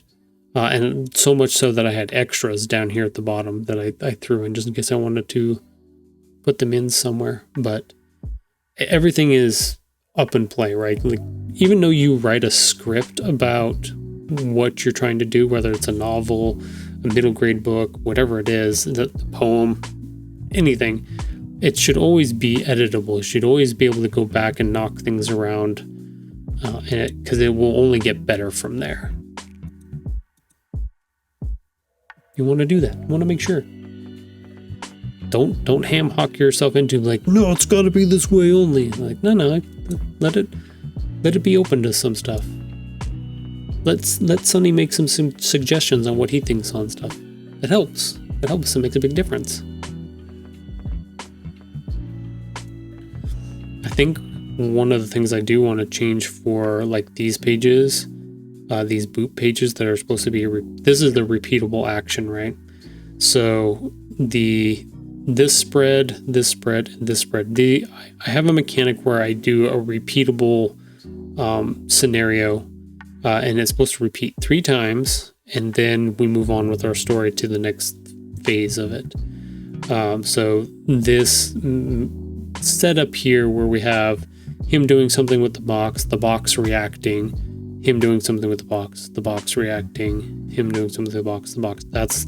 Those are my repeats, but like having this green background each time, we don't have to have that. We can actually do a different color for each one, so then it becomes even a little bit more fun in how that looks and feels, based on, you know, this escalation of how things are going. Ooh, wonder if we take a color, we should do it through the color wheel.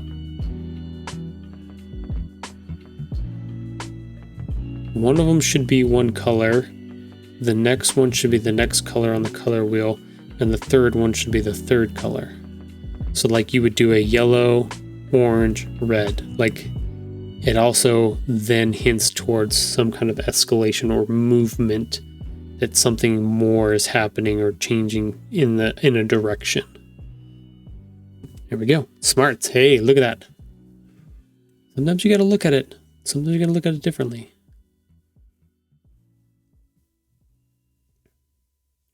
Okay, so I think we have a better idea of how this should work. So I'm gonna have to go through and and move all of these around in my actual page setups, which is going to be kind of a dick to do. That's going to take some work for sure. But like you said, Sunny, I think this works way better for sure. So let's save number 6 for now. We're not going to work on that. We're going to do the hard work today. We're not going to need this, but we're going to save it. Okay, so the first thing we need to do is we need to move number 20 to number 19.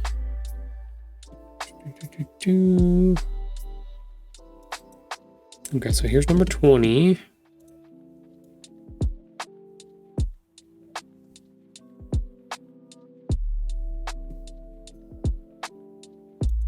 Okay, so number 19. Different setup for our pages here. Let's do, oops, shift, there we go. Delete those. Okay, so let's do unlock all of this, even this one. I don't know what's on that. I don't even know what that is. Okay, it's fine. And we're going to set Illustrator to paste remembers layers. So we're going to select all. God, I hope this works. We're going to go to 19. We're going to paste. Did not. I forgot to copy. Edit, copy. Edit, paste. Okay, so it remembered it, gave us all of our layers. We just have to put it where it needs to be and hope and pray it lines up with everything.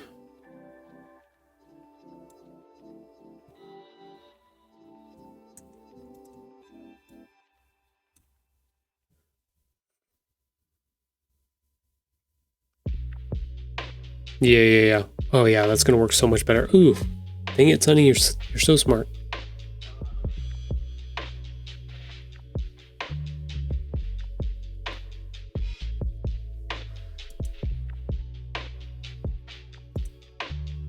Should go the other way.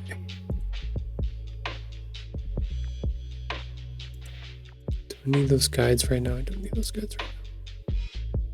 Okay, so this one has a little overrun to the back side. So I need a little overrun to that back side. Okay, so that's incorrect at the moment, but that's okay. We can fix that.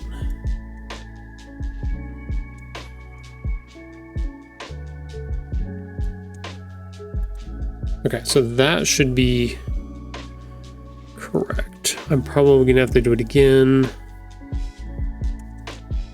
Yeah, I'm gonna do it one more time because I want to leave.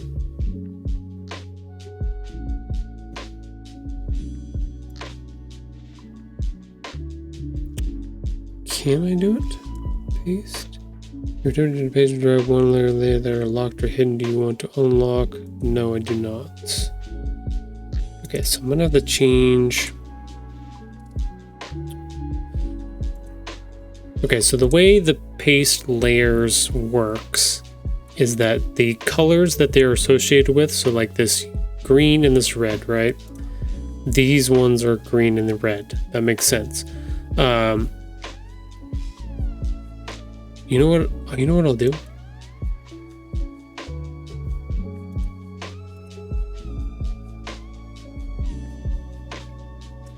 Copy. I was trying to keep them. I'll keep that fine right there. And I'll just paste this in and I'll just manually figure out where I want to do it. Even in worst case scenario, I can come back and change it a little bit. Make adjustments. It doesn't have to be perfect for this one. Yeah, that'll work better. This way my background, so I want to make sure my backgrounds stay consistent because I preset those up beforehand. So I want to make sure that those are correct. Okay, so we should have successfully moved 19. That should be good now. Let's save that. I'll make sure my files, yep, that's fine. So that means 20 can be erased now. Delete. That one can be saved.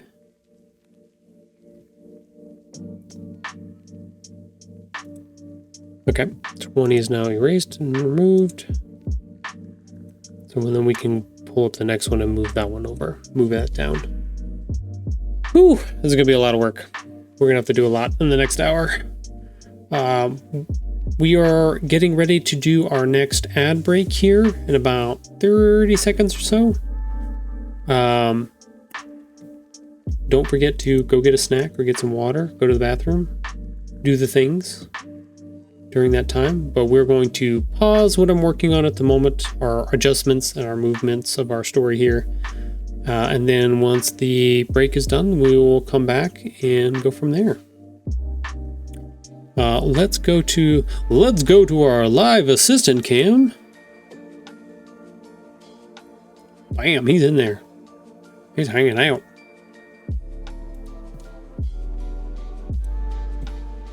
Okay, in the meantime, I'm gonna go get a snack, go get a drink. I will be right back.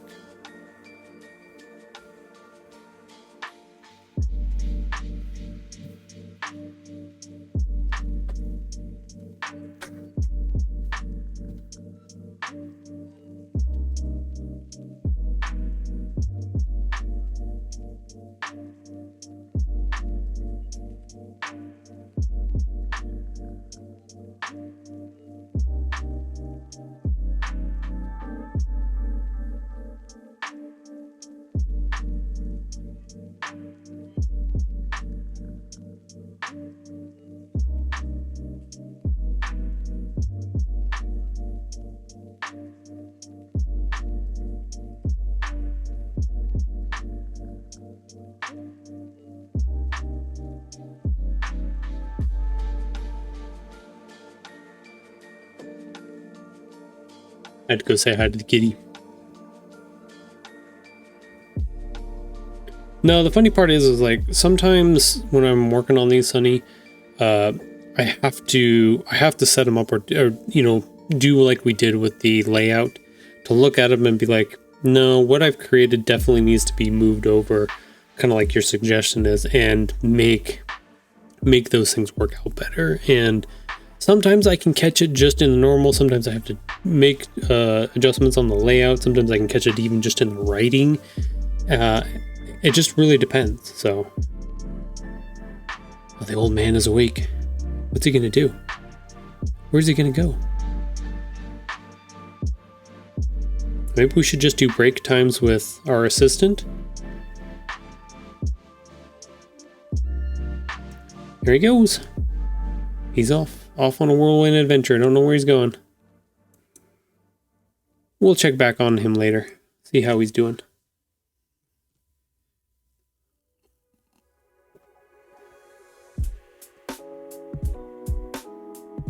He's probably gonna go get some water. He needs lots of water nowadays.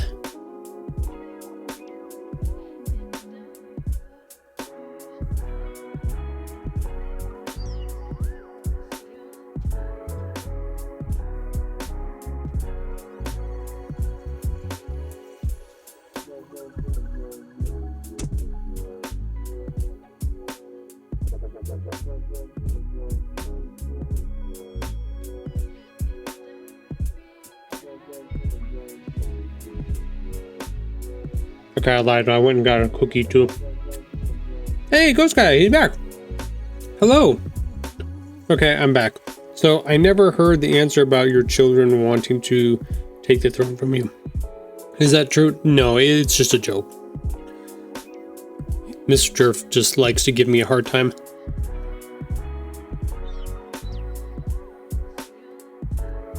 But he does want to join DPS. He wants to join the ranks of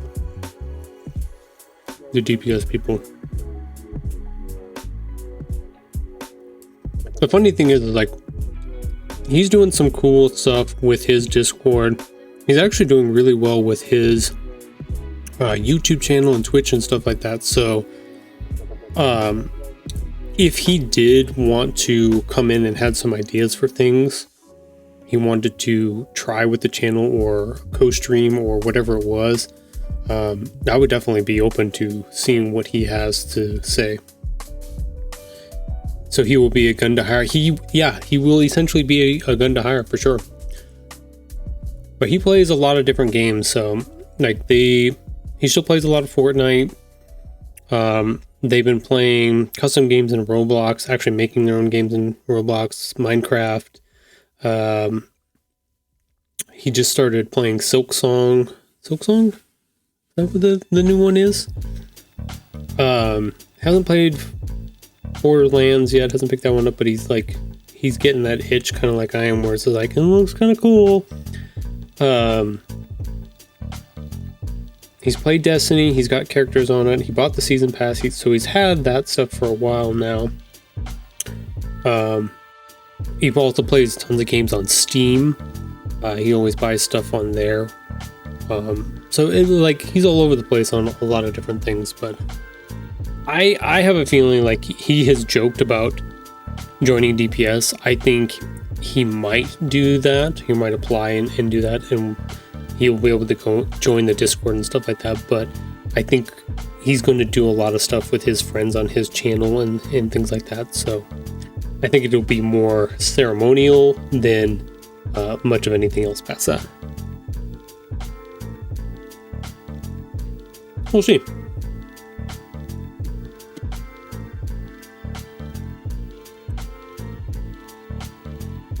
Okay, we need to move, now that we got 20 clear, we need to move 21 over to 20. Yeah, so 19 should be good. We broke everything while you were gone, Ghost Guy. Interview question, do you hate tacos? No, denied. I know he doesn't. I know he loves tacos, so you're not gonna kick him out. I'm sorry.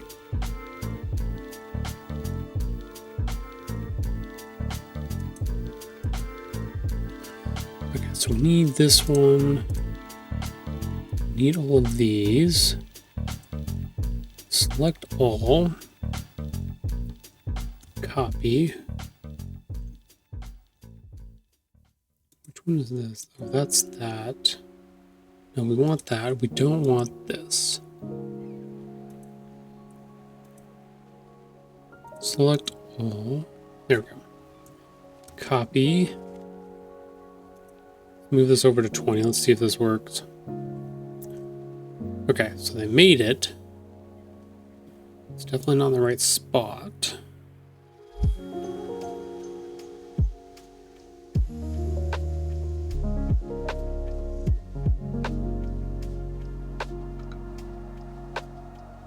Which direction is our... Okay, so this one's going to be a little bit harder because ours... We're going to have to get a little funky on this. May have to do some creative stuff with this one.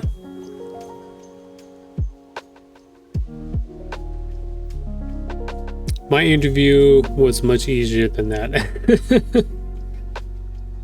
Yeah, yours was an acquisition though. That's the difference. So you didn't technically have an interview because you were not joining by yourself. You were a, God, what do they call it? A merger is what you were. You were an acquisition merger.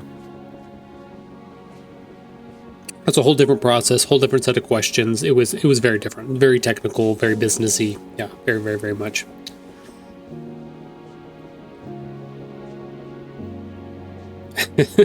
Oh, Ghost Guy betted me, the taco hater.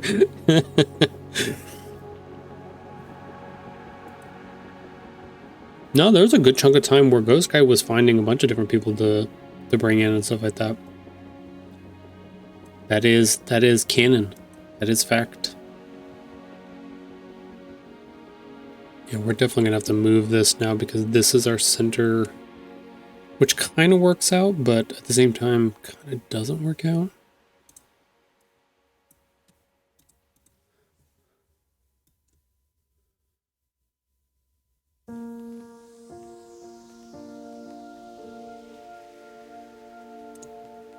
I have to do something like that to get that to work. That's fine. At least we got all the pieces here for it. Let's make sure. Okay, all the pieces are there at the very least. So that means 20 is done. We need to clear.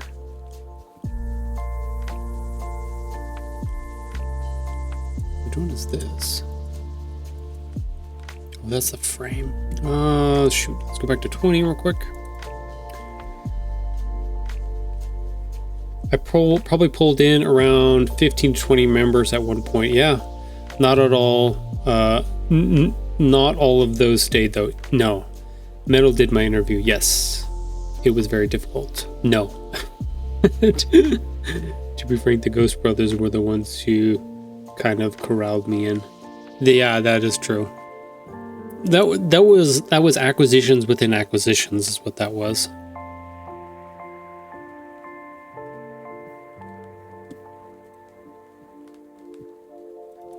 Look, the funny part about it all is that it doesn't matter how people got here. That it was kind of crazy that we just kind of kept finding people that really fit into the vibe that we were trying to put together. So it all worked. It all worked out in the long run.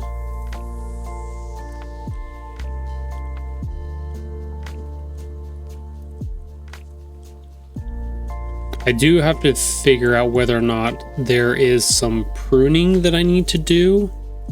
So we did this thing when Bishak decided to rejoin DPS. He was our 69th member, and that would just felt funny and fun in that way. And I would really, really, really love to keep it that way because it's just a funny number, right? But at the same time, I do constantly think about going through and clearing out a bunch of the accounts and stuff like that that are not actively around or doing stuff. Like some of them have left in this last year, just of their own accord. But I'm trying to decide, do you think it's time to go through and clean out the accounts from DPS's or from Bungie's website? Just clean out the accounts that are not doing anything or not around anymore. Does that apply towards our Discord as well? Is it time for the cleanup? We have, I don't have Discord up on me. We have a bunch of members and stuff like that that haven't played in 2-3 years in that way. So it just depends. Or longer. No, I think I moved out all the people that were way long overdue. This is gonna be one of the hard ones to move. Not crazy difficult, but definitely hard.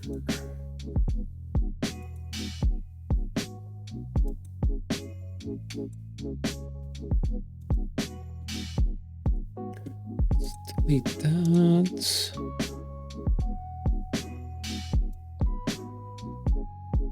Have we reached the point where we should start doing some of the cleanups? I think we reach out to them and see if they are still interested in game or if they are active in Discord. Because I think if they are active in one or the other, we think like it is until we are at capacity. Yeah, I think that's kind of the way I've played it for most of the years, as being like active. I used to try to track activity, and that became way more of a burden than I had realized when I had started it. So it was working while things were jumping and moving, and people were actively doing crazy stuff in the group and stuff. Now it's not so much, since things have cooled off a whole bunch in that way. But I'd have to look to see what our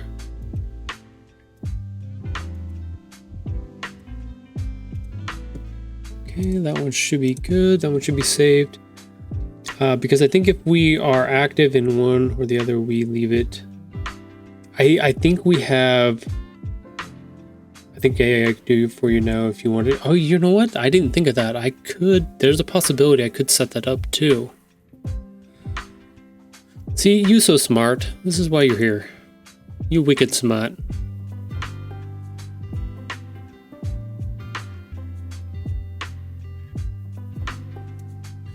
So these ones need to go. This 23 is going to become 22 now. But I need the layout from a different one. So that's 22, right? It's 22. So I need to go back to 20. Select all. Let's grab. Nope, that's the wrong one. Select all. Give me a second. I definitely want to look at that real quick, Ghost Guy, and see what. Nope.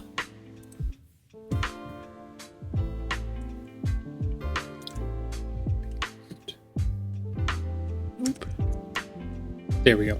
That one did it right. Cool. So let's save this real quick.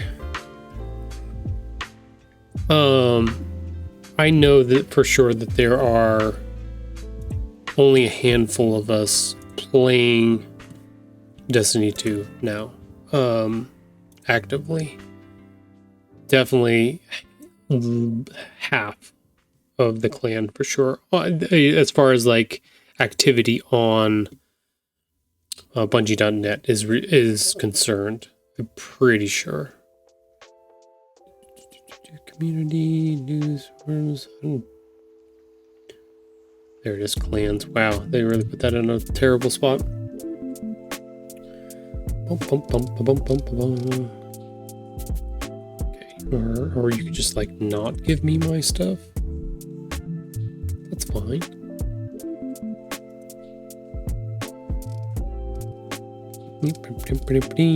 So, like, let's see, who do we have? Like the last time Phantom played was March 2024.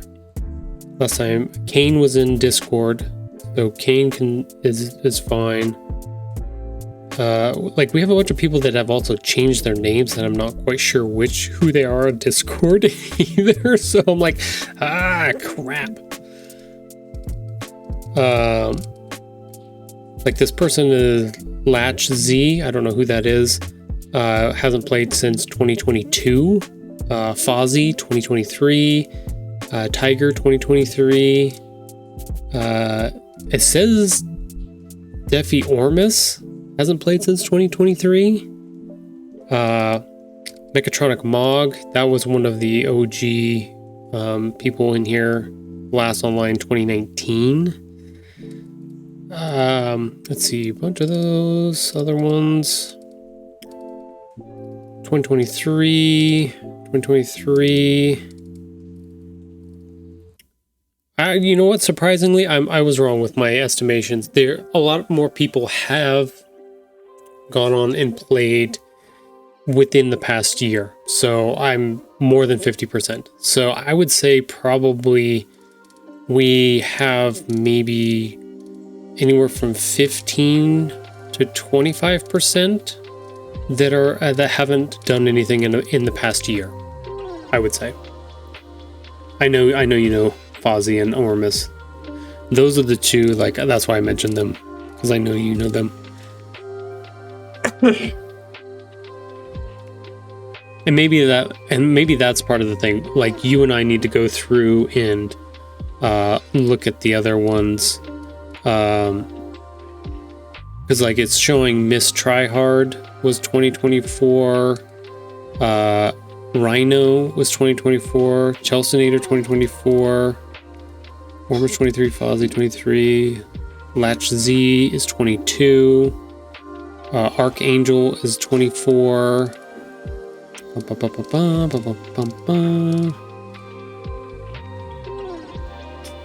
Saw Destroyer was 23,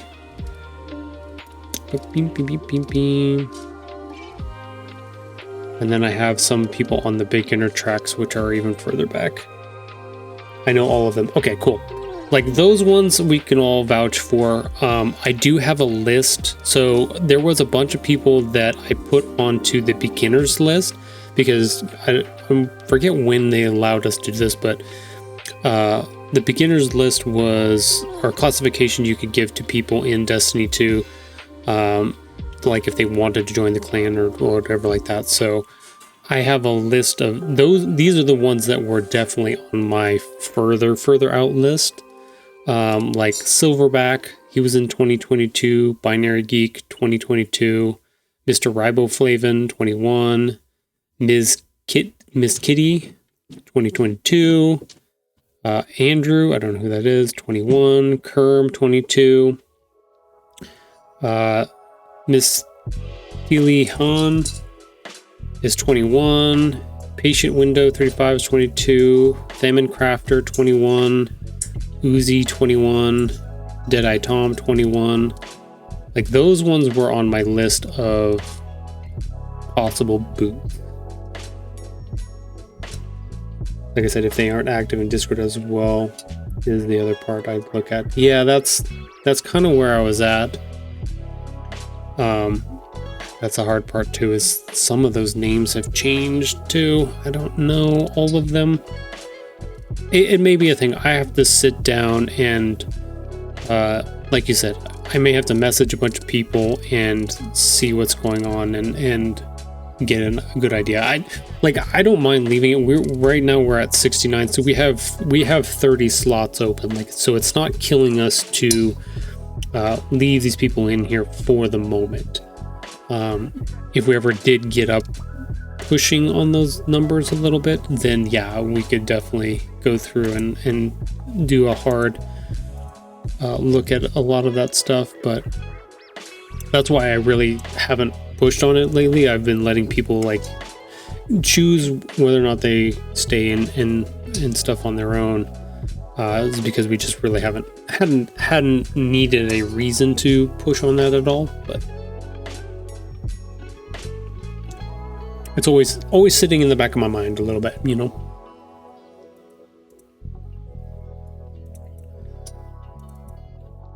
let's see. We need to move 23 to number 22 now.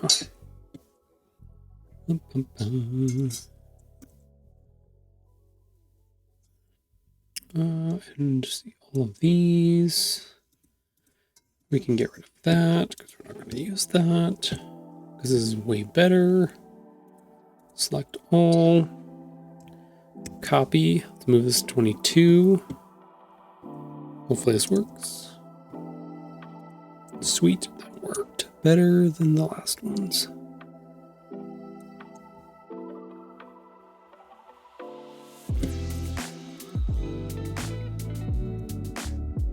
That there. Put that there. Yep. Dots come back.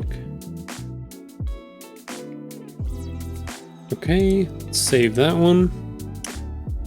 Haha, I get it, yeah. Especially if you want to stay at the same.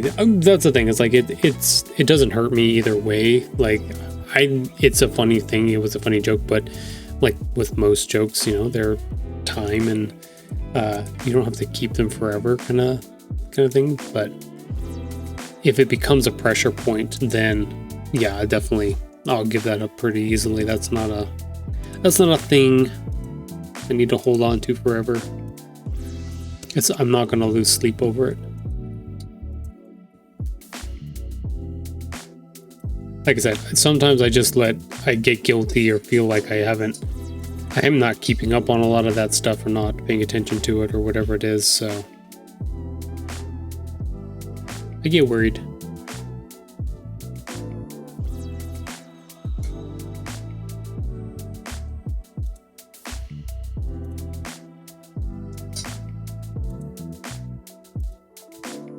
You're making me nervous. That's what it is. Gosh, stop making me nervous.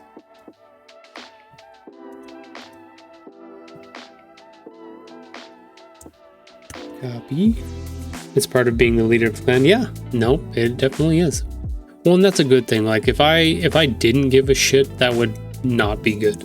Like I need to. AKA totally yes.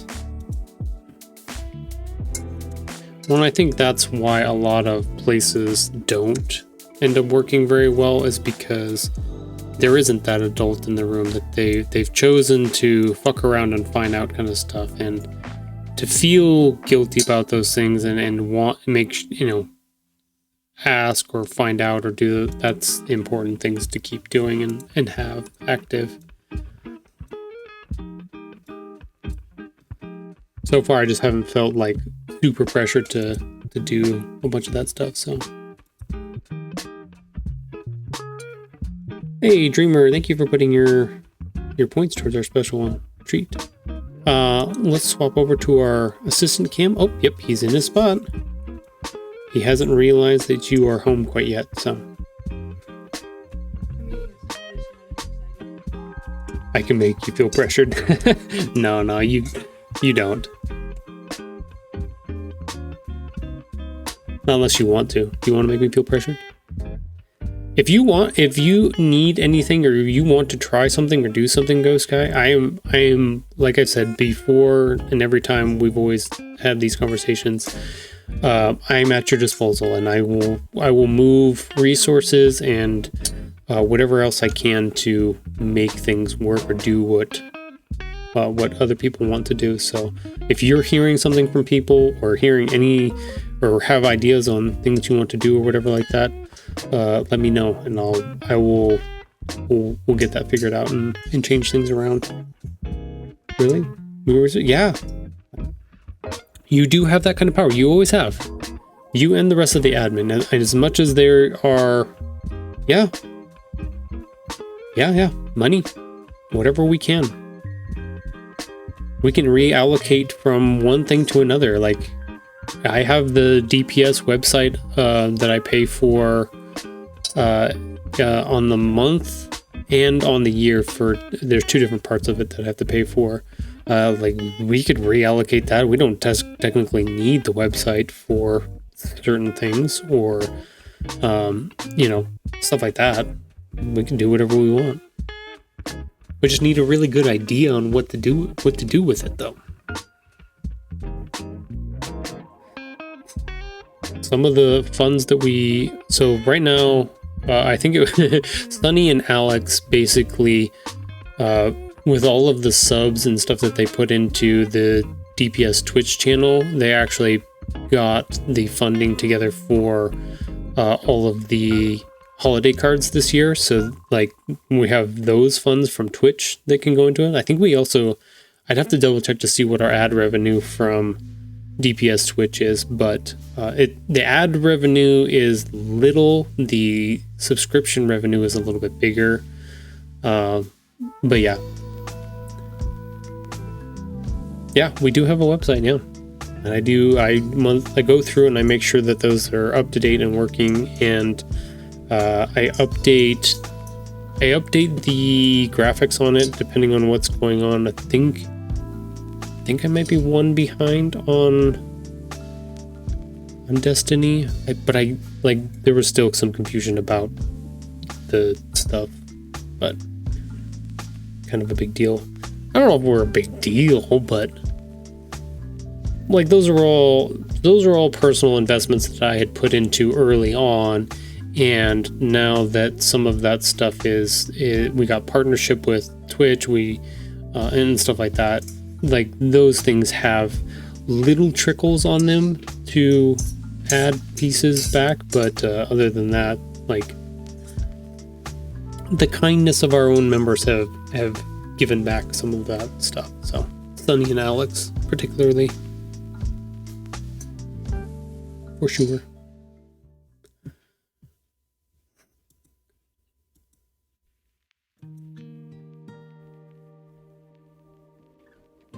I left it where?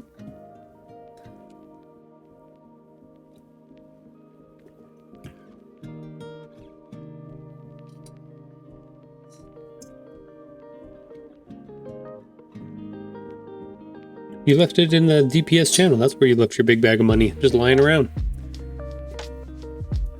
And so what we're doing is, when we're talking with Ghost Guy, we're going to invest in a Roth IRA, and we're going to try to figure out how to double that money and triple that money so that we can all become rich and famous and not have to do any of this shit anymore.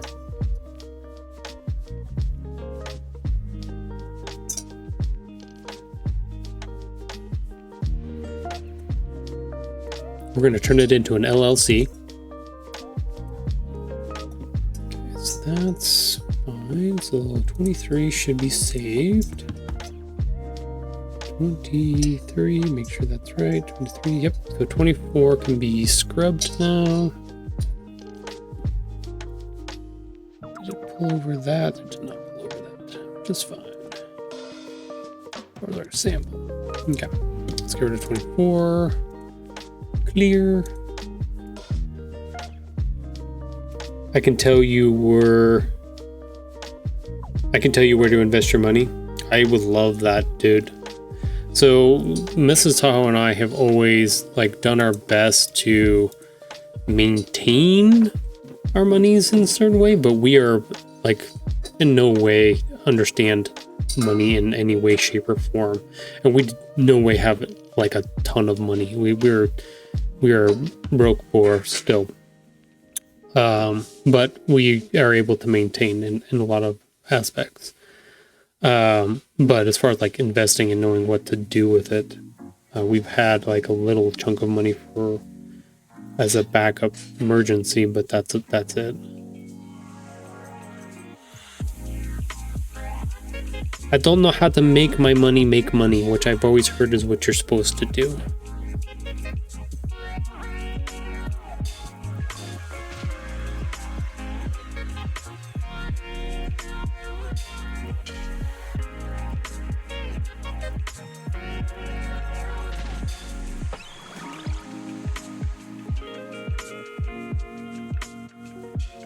So I will take any advice you have.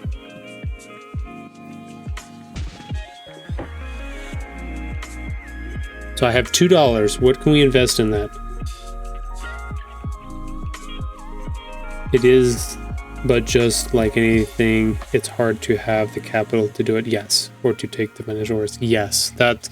We've always played the safe route, and that's partially why we are where we are, right? because some of those financial risks it just seemed too much. It seemed too risky to do in certain respects. So we just kind of have held on to our backup monies just in case.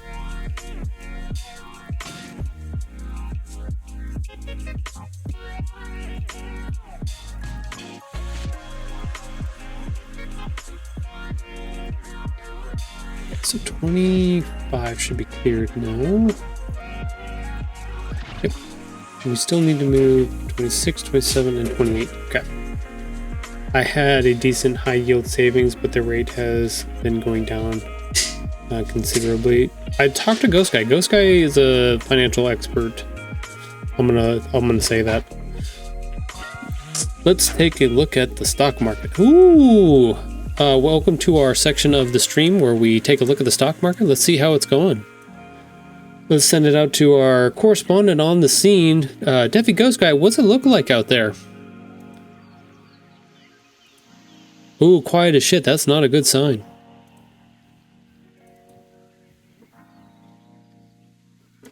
What are we forecasting here? It's cloudy. God damn it. That's funny. Looking a little cloudy out here.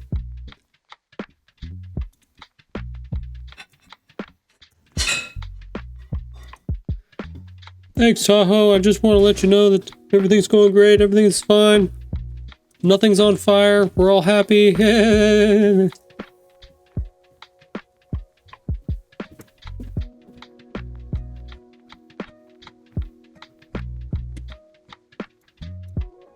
Back to you in the studio.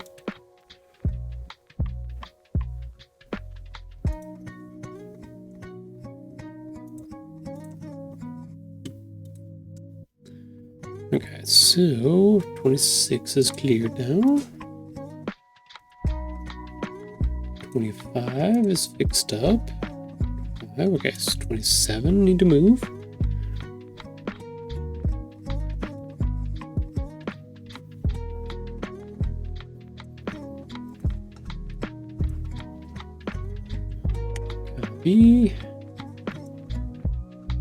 Look, you're seeing what I'm doing on stream right now. Like I'm literally just creating pages for a children's book. Like I'm not good with money at all. I'm an artist. Like I don't know what fucking money is. I have no idea. I don't know how to use money. I do have to laugh though because for some reason my son's high school thought it was, I don't know if it's just got pressure from district or whatever it was, but he's currently in a financial what did he call his program or the class that he's in? Financial studies or whatever it is.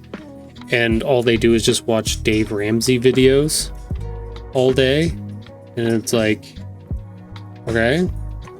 I don't know if I would necessarily take advice from Dave Ramsey when he's telling you not to do anything. If you would have put your money in gold last year, you would have made about 1K before taxes. Oh, that's cool.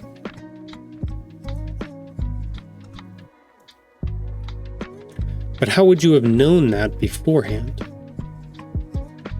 Or do you have the insider trading information?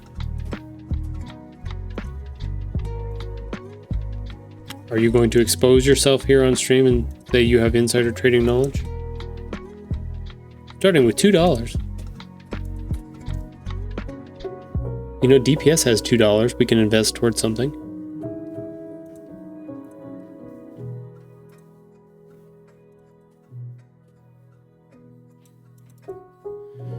Okay, this one's going to be fun because it's going to be a bunch of copies of pages. I don't know how the copies work. We're gonna try and see what happens. Select all. Copy. I don't know how well this is gonna go at all. Oh, it actually did. Holy shit. Oh, okay. I guess copies work fine as long as it's different names. The names. It's the names. Damn it.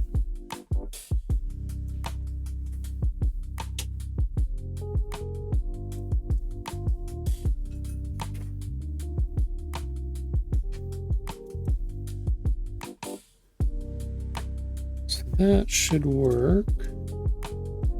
Those at top.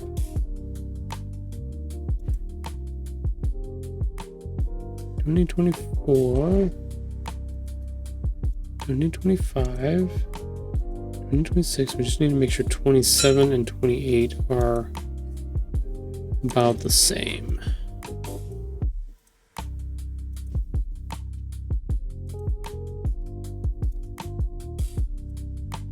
And there. Okay, sweet. I think we did it. I think we did a successful swap story move change. Let's see. Where did we leave off? Gold and silver are always safe investments, but you won't make the gains like you would think you would. But there are certain times to buy stuff like that. We could look at some penny stocks. You might just flush your money down the drain, or you might make a lot of money. Just depends. I hear penny stocks and I think of Wolf of Wall Street. That's exactly what I was just thinking. That's exactly what I was thinking. That is just straight to my brain. It was just like, oh, like penny stocks, like Wolf of Wall Street.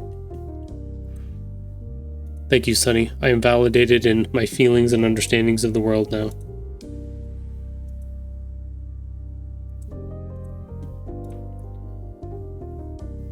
Okay, I think we did it, Sonny. I think we successfully moved all of our pages down one page.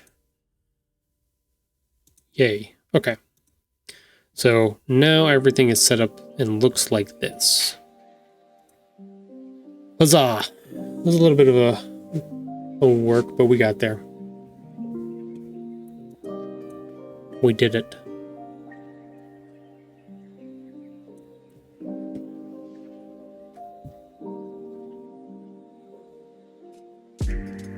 That's the hard part. Like, I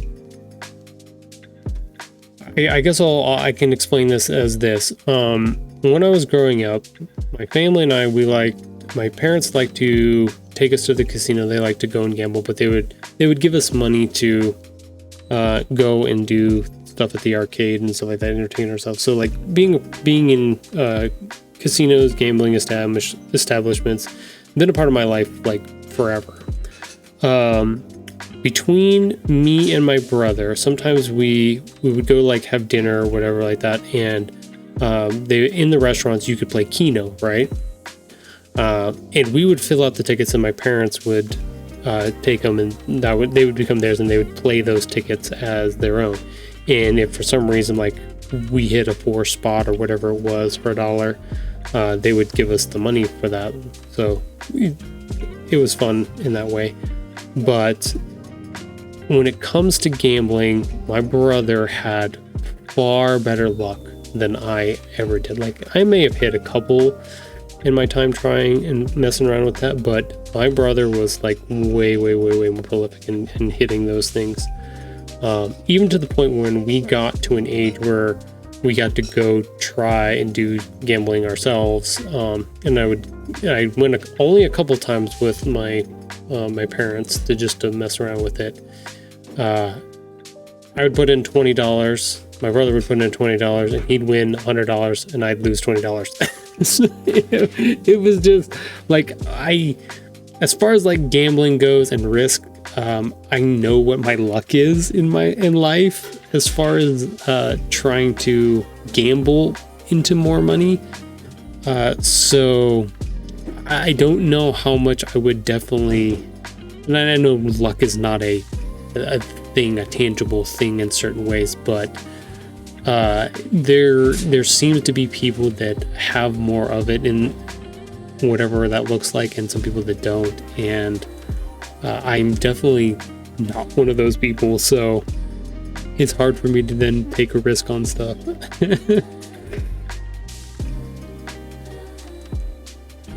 If I remember correctly, that game is one of the worst odds when you play it. It is, and it's not like great, but it's for $1 you get to fuck around and pick 4 numbers and see if you can win. And like you could win $100, like off of $1, which was pretty cool for a kid. Yeah, $100. Shit, actually, especially back in the 90s. damn, $100 would go a long ways. But it was fun. And at that time, it didn't cost me anything, you know, $1. But just to have fun with it while we were having dinner or lunch or whatever, breakfast, whatever it was. But goddamn, my brother would hit that thing frequently. It was funny. I learned the rules of my luck and my ability to.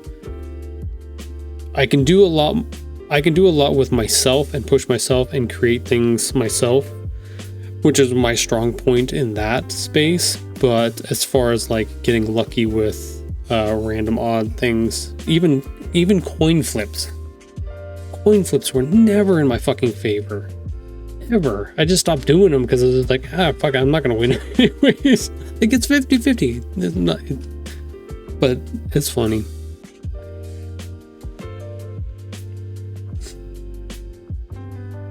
Oh, my mouse died. Come on, wake up. I promise I'm still here. I know you can still hear me, but why is my mouse being weird? Okay, there it goes.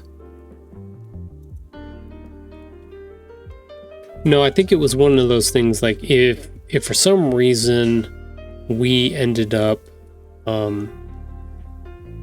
whatever we were doing with Dungeon Protocols, if for some reason it started to move or do something and pick up steam in that way, I definitely would have talked to you about some of that stuff and figured out, you know, how do we protect this? How do we take care of it? How do we make it so that we can then share it with everybody in the community and stuff like that. Like, I do have those thoughts and trying to figure certain things like that out.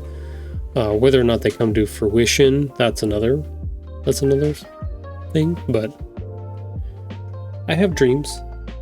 I'm one of those people, like, I want to take care of everybody. Like, I want to help and take care of everybody. If I had the means, I would.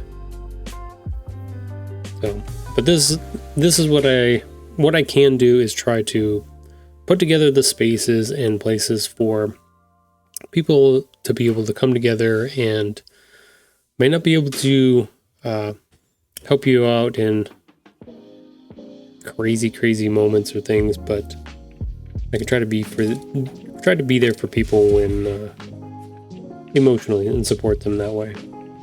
Hopefully. I don't know if what Mrs. Tahoe's doing in the background is coming through on the microphone. She's baking. I think she was just tearing pieces of yeah, she's definitely baking something. I don't know what it is, but maybe we can catch her. Can we catch her on the assistant cam? Nope. She's hiding from us.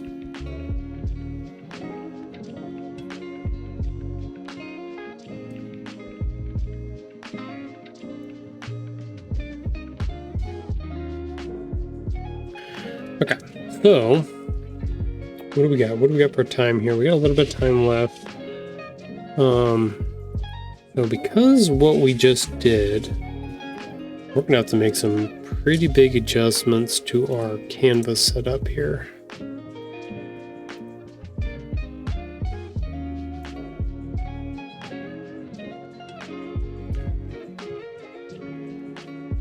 So all of these need to be moved down now. Our progress just changed drastically because of it. Let's see, it's 28. X. Those three can just be moved down. I want all of the other ones below it. 24. 2. 20. Yes, sweet. We can just shift those all down.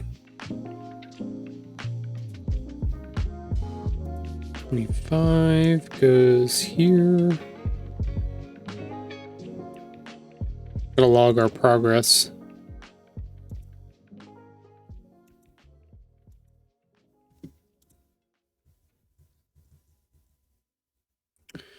Okay, let's go. These three. And I'll double check to make sure that's correct, because we moved everything down. Yes, 27 is the last one. That means 28, 29, 30, and 31. Those ones are free. 28, 29, 30, 31. Yeah, 32 is a dead page, so we don't have to worry about that one. I think same with... Nope, we do have to do something on number 1. So, cool.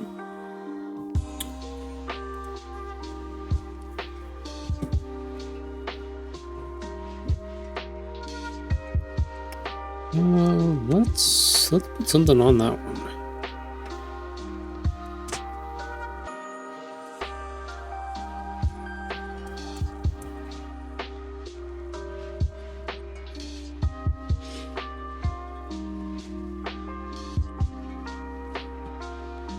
That one can go full color because it's just orange. We're gonna make it a different color.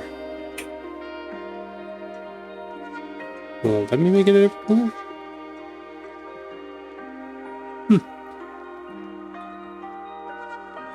Adjustment.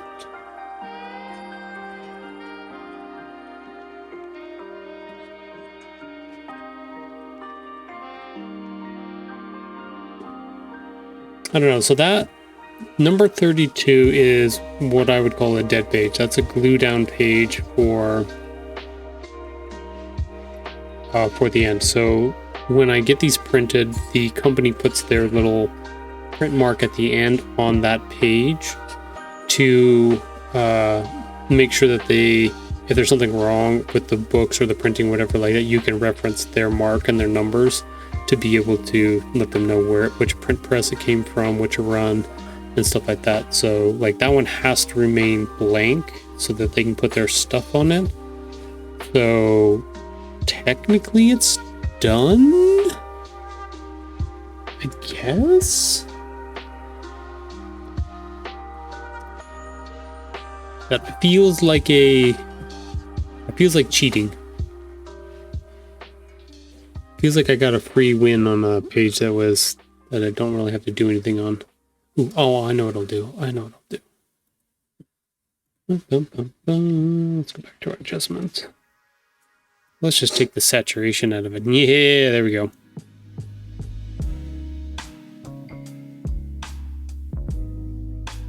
That'll work. You get no color.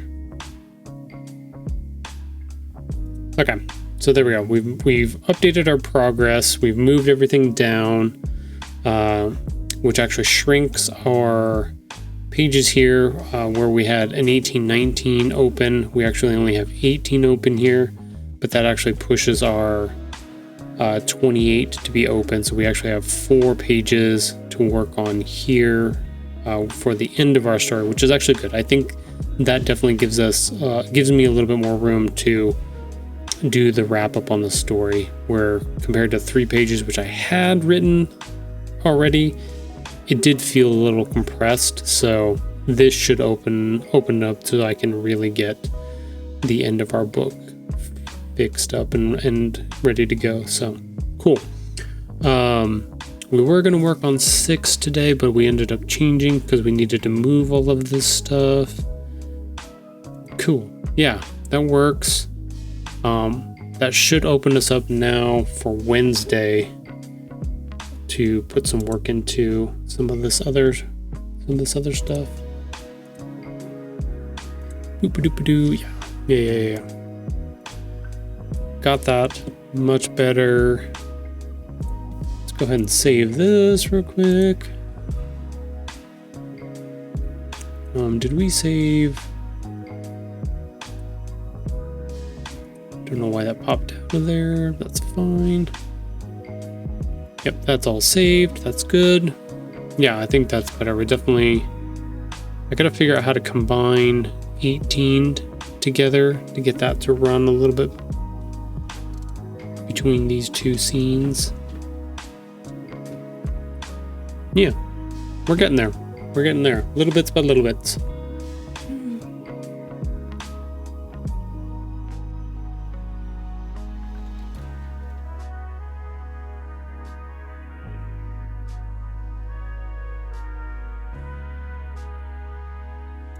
Cool. Let's see, what is our time at? We are at 2 hours and 53 minutes. So we got a little bit of time to work on something. Not too much, but a little bit of something here. What can we do? What do we have?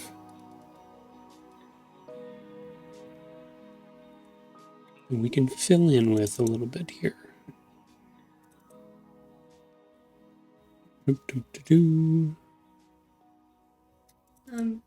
You have two people that want a Stitch Tales car cover.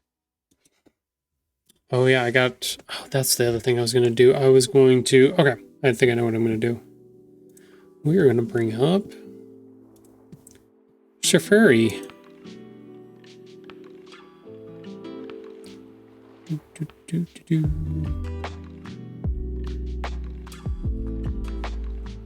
I want to turn off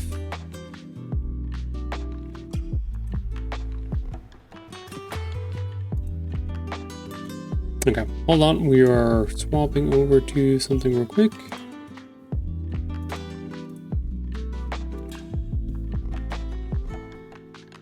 But I have to sign into it, so you guys don't get to see that part.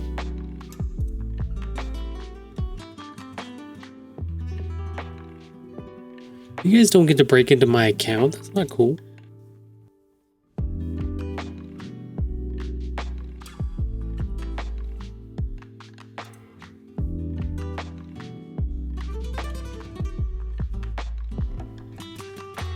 Okay, here we go.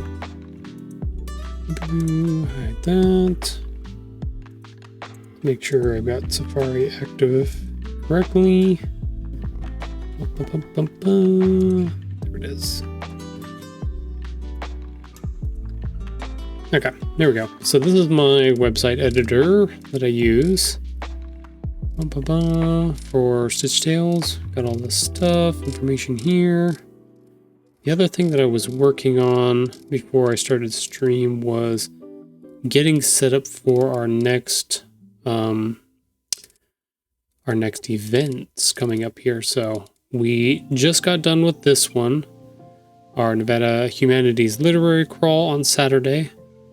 So I've got the two things that I like to do. Once an event has been completed, I like to go through and create a little thank you setup right there. So I've got to change this one to be a thank you note, and then get some more information together for the Sierra Arts Book Fest, which I will be a part of on Saturday, October 11th. So it's another book event that I have set up ready to go. And then you can see I just duplicated this but changed the name of it at the moment. But we've got this Snafu Con, which is Sierra Nevada Anime Fans Unite convention here in Reno that I'm going to be at as well.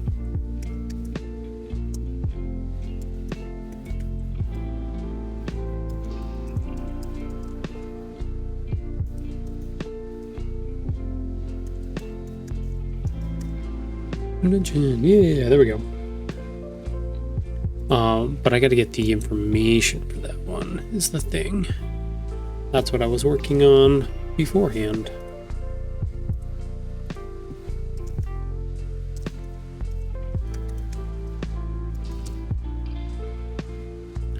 So we need to find, when is it?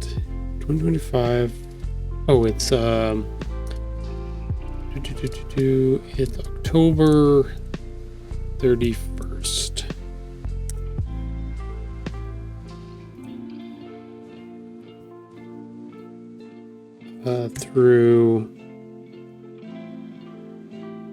It's 31st through November 2nd?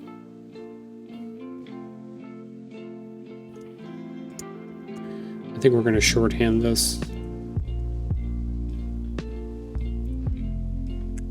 This is a 3-day event, so this is going to be my first 3-day event. It's going to be crazy. This will be my first big one that I've ever done. Yep, October 31st through Sunday, November 2nd. Let's see, Reno dash Sparks Invention Center. Let's see, 5 and 0 South Virginia Street, comma Reno, comma NV. I spelled this wrong. Make sure VIRGINIA, Virginia Street. Okay. Yeah. So and I gotta find an image for this. And I don't have any. They don't have any. Do they have any media for this that I can pull yet? About us.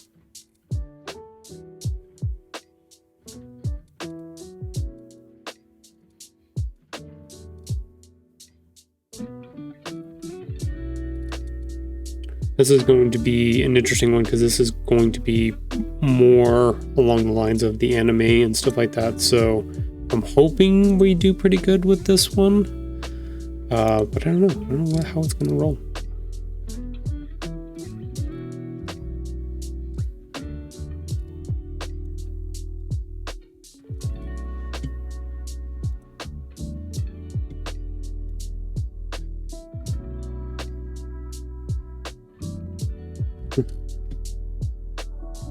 Okay, so they do not have anything up quite yet about it. That's fine. We will have to make something to put into there. But we are coming up on our last ad break here now shortly. We've got about 30 seconds before that pops up, and then we will go from there. We already did our breakdown. We added up our stuff on Canva, got our progress marked and stuff like that. But after that, we'll go through, say thank you to everybody, and we will be off for the day. So we're going to take a quick break, and then we'll come back and we'll roll up the show. So let's go back to Illustrator. We'll leave it there. Maybe we'll swap over to our assistant Cam and see if he's there. Oh, he is. I don't know why. It's always exciting whenever he's there.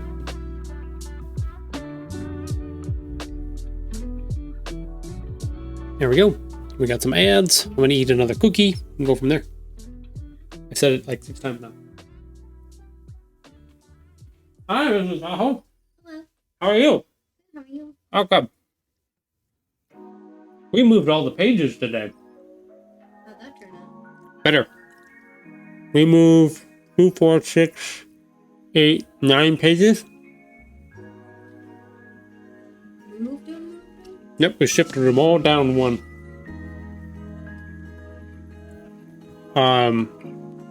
I took this. I would take this one and I just moved it there instead of. Right, but did you forget the page? Yeah, so I combined. So this one right here, this AHA Found It, was by itself before, and it got moved down from 19 to 18, so it got compressed at the moment. So this may need some rewrites. Why is this paused? And then everything else got pushed down to make it fit a little bit better. So like all of these work out much better now, where you actually have something happen like this, pulling, flip page, flying. Open box happens, next page, surprise. Those worked out much better. That's one. Yeah, you have to come check it out here in a minute. So I've got to do a little bit of creative rewrites. I ended up with a extra page at the end of the book that I can use for part of the wrap-up stuff. So I've got a combinations to do, and I've got some additions to do.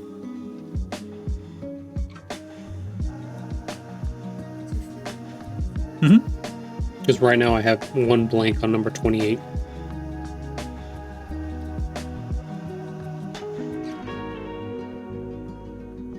Sonny, help me move some stuff around. He agreed. And he did it. He agreed. He said this was much better than what I had before. So.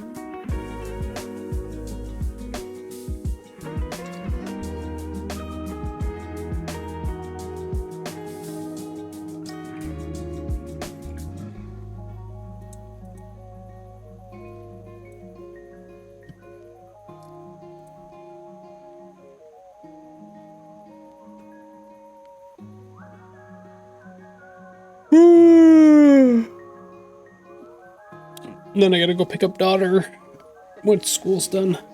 Don't forget we have, I gotta take her to the dentist today. Alright.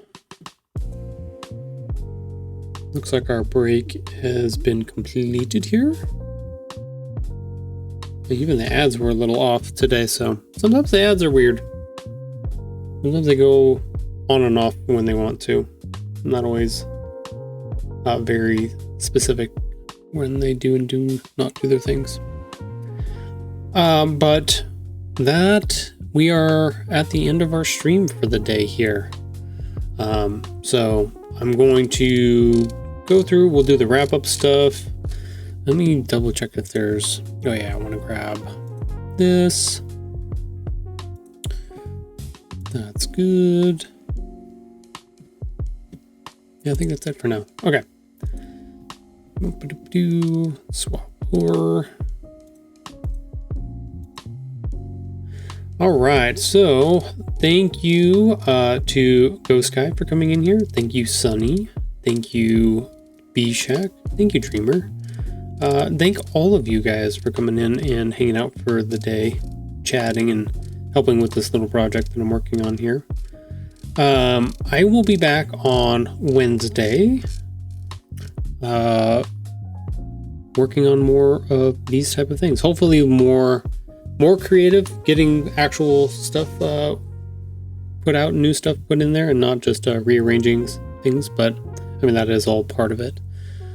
But yeah, we will be back for a slightly shorter stream. That one's just 9 to 11 because my kids have like early release days on Wednesdays. So little 2-hour stream then, and then we'll be back on Friday for another 3-hour, as well as our Sunday podcast episode of our 500 Little Things podcast right here on this channel. That one's 7 to 9 p.m. That one's late for any Eastern people. This is 7 to 9 Pacific time. So if you want to watch it, you can always go back and check out the VODs, or we also have them posted up on YouTube as well. And if you have any comments, questions, feel free to leave it on this video or any of the other videos, and I will try to answer them on stream live when I can. So, but thank you all for coming by. Have a wonderful Monday afternoon, and I'll see you next time. Bye, everybody.